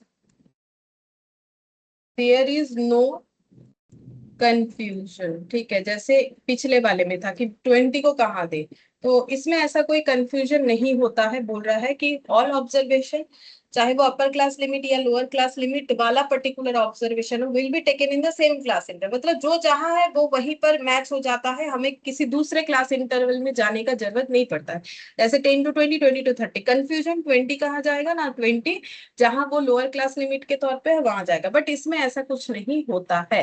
तो इसका एग्जाम्पल देखो, जैसे क्लास इंटरवल लिख दिया मैंने 10 to 19, फिर लिख दिया 20 to 29, फिर मान लो लिख दिया 30 to 39। ठीक है, अच्छा अब मैंने बोला कि एक्स अगर मेरा 17 है, बोलो ये कौन से वाले इंटरवल में जाएगा? अगर 21 है तो किस में जाएगा, और 19.5 है तो किस में जाएगा? मैम 10 to 19 है 17 যাবে, हम्म, और 20 to 29 है 21। हाँ, और 19.5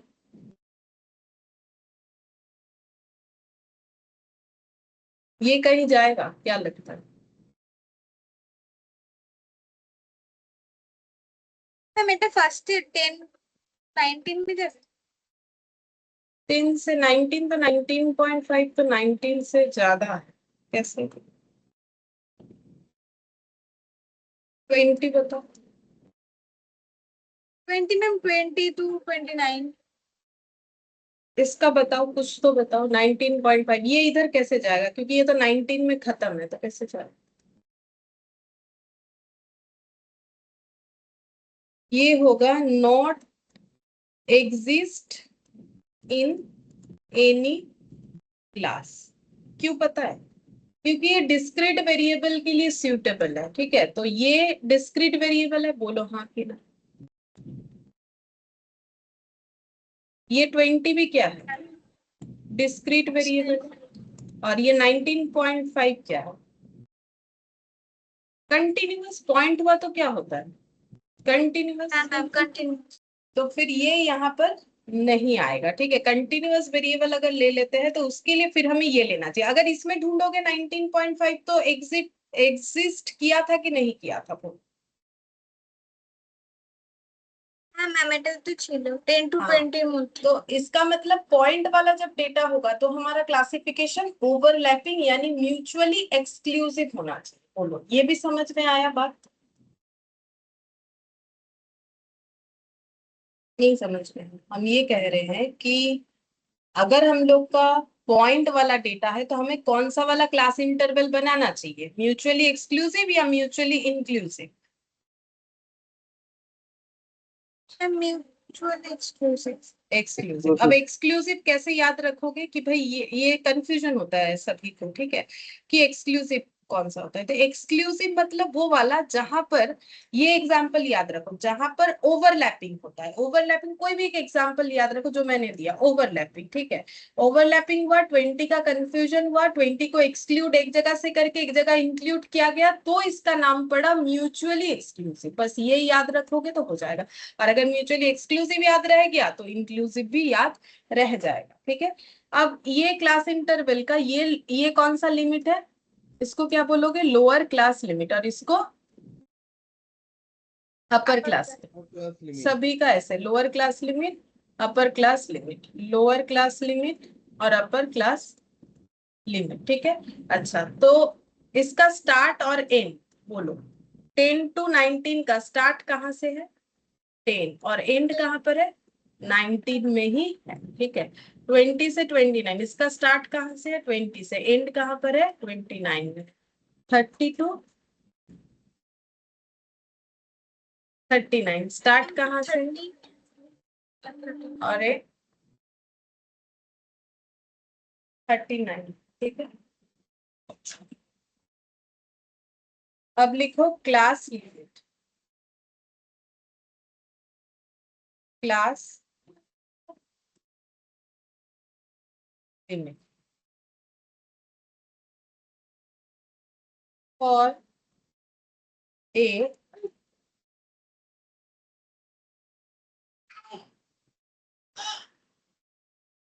class interval, class limit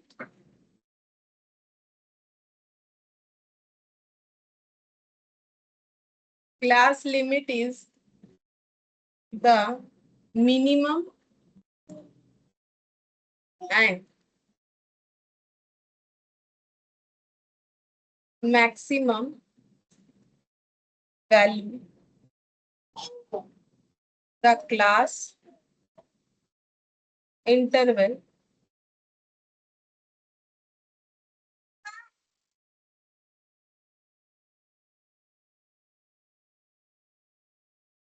contain।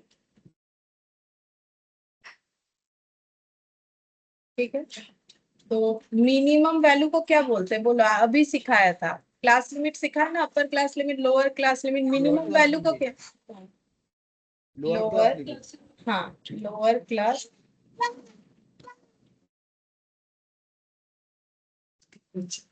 Class limit. और मैक्सिमम वैल्यू को क्या बोलते हैं? अपर क्लास लिमिट। तो क्लास लिमिट का मतलब क्लास इंटरवल में, क्लास लिमिट का मतलब होता है मिनिमम और मैक्सिमम वैल्यू को बोलते हैं। ठीक है, अब एक एग्जांपल करेंगे बस, और नहीं करेंगे। ठीक है, एक एग्जांपल में तुम लोग को बताना है कि क्या है। क्लास 10 to 19, 20 to 29, 32, 39, ठीक है। इसमें बताना है तुम लोग को types of class, lower class limit और अपर क्लास लिमिट। बोलो ये कैसा टाइप ऑफ क्लास है? बोलो मतलब टाइप ऑफ क्लास मतलब mutually exclusive, inclusive, class inclusive. Ma'am inclusive है। हाँ, तो ये लिखेंगे mutually inclusive.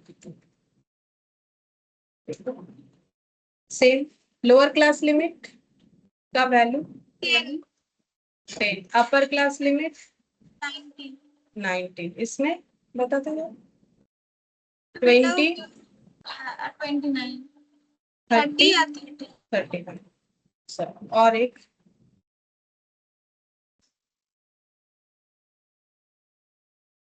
10 to 20, 20 to 30, same चीज ही बताना है 30 to 40।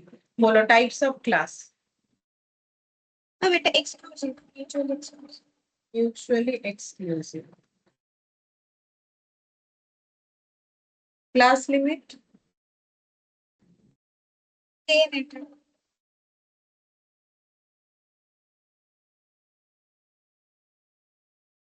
20, 20, 30, 30, 40, ठीक है।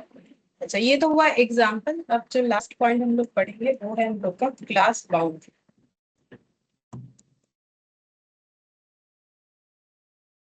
There are actual class limit of a class interval। बोल रहा है एक्चुअल क्लास लिमिट जो होता है किसी क्लास इंटरवल का, मतलब ये क्लास लिमिट तो तुम लोग पढ़ ही रहे हो, बट एक्चुअल क्लास लिमिट होता है उसको हम लोग बोलते हैं क्लास बाउंड्री। तो फिर एक्चुअल क्लास लिमिट क्या होता है? बोल रहा है फॉर म्यूचुअली एक्सक्लूसिव या फिर ओवरलैपिंग के लिए। इसमें नया कुछ नहीं है, ठीक है। इसमें जो क्लास बाउंड्री है, इसमें क्लास बाउंड्री का मतलब होता है क्लास लिमिट। इसमें कुछ अलग सीखने वाला नहीं है। जो क्लास लिमिट है वही क्लास बाउंड्री है। मतलब lower class limit equal to lower class boundary, upper class limit equal to upper class boundary, ठीक है। मतलब इसके हिसाब से अगर हम लोग देखें तो अभी अभी हम लोगों ने जो म्यूचुअली एक्सक्लूसिव लिखा, इसमें अगर हम बोले, ये तो हम लोगों ने लिखा लोअर क्लास लिमिट और अपर क्लास लिमिट का डिटेल्स, ठीक है। अगर हम बोले कि बोलो लोअर क्लास बाउंड्री और अपर क्लास बाउंड्री क्या होगा, तो तुम लोग क्या बोलोगे? सेम 10, 20, 20, 30, 30, ठीक है। इसमें कोई चेंजेस नहीं होता है। जो क्लास लिमिट है वही क्लास बाउंड्री है। लेकिन फॉर म्यूचुअली इंक्लूसिव और नॉन ओवरलैपिंग के केस, नॉन ओवरलैपिंग के केस में देखो, लोअर क्लास बाउंड्री का मतलब होता है lower class limit minus d/2। अपर क्लास बाउंड्री का मतलब होता है अपर क्लास लिमिट प्लस d/2, ठीक है। अब ये d क्या होता है? d होता है लोअर, ऐसे लिख देते हैं, lower class limit of A class minus upper class limit of just preceding the class, ठीक है।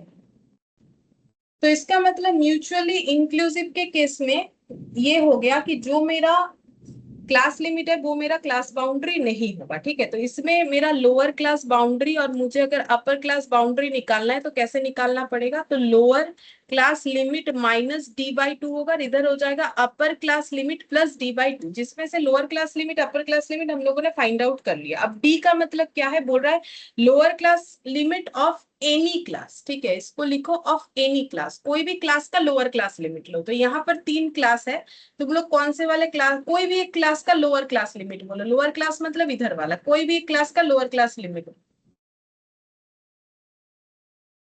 10, 10 बोलने से नहीं होगा, इसीलिए नहीं होगा, इसीलिए मैंने बोला कोई भी बोलो। अगर 10 बोल रहे हो अच्छा हुआ बोला, 10 बोल रहे हो तो इसके जस्ट प्रीवियस वाले क्लास का अपर क्लास लिमिट लेना है, क्योंकि इसका प्रीवियस क्लास मिसिंग है, तो इस केस में हम लोग 10 नहीं ले सकते, मतलब स्टार्टिंग वाला नहीं ले सकते, उसके बाद कोई सा भी 20 और ले 30 सकते। में से कोई भी ले सकते हैं।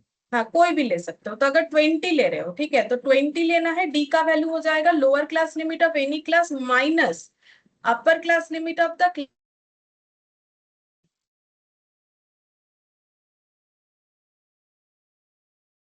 19।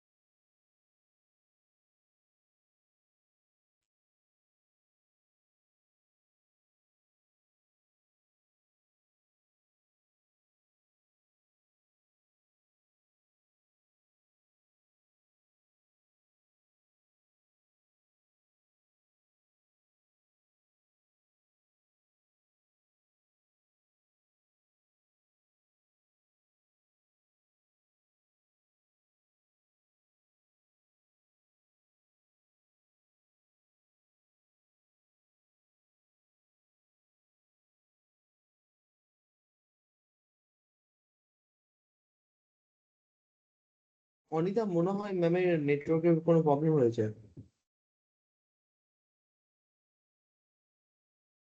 ও আচ্ছা,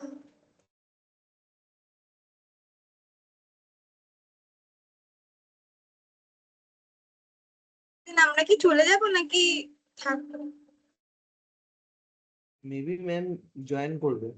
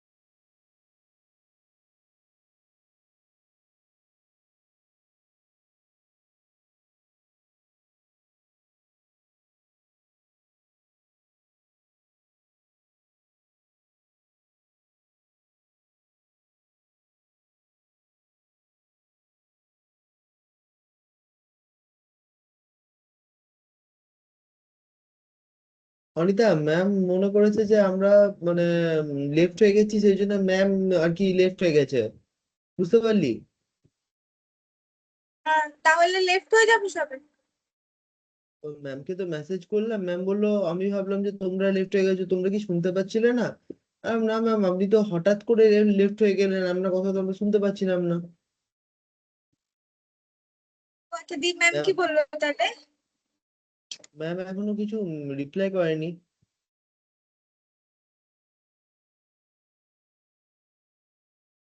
তাহলে আই থিঙ্ক লেফটই হয়ে যায়, বাকি তো ম্যাম পরের দিন করাবে। Okay okay. Okay bye. By.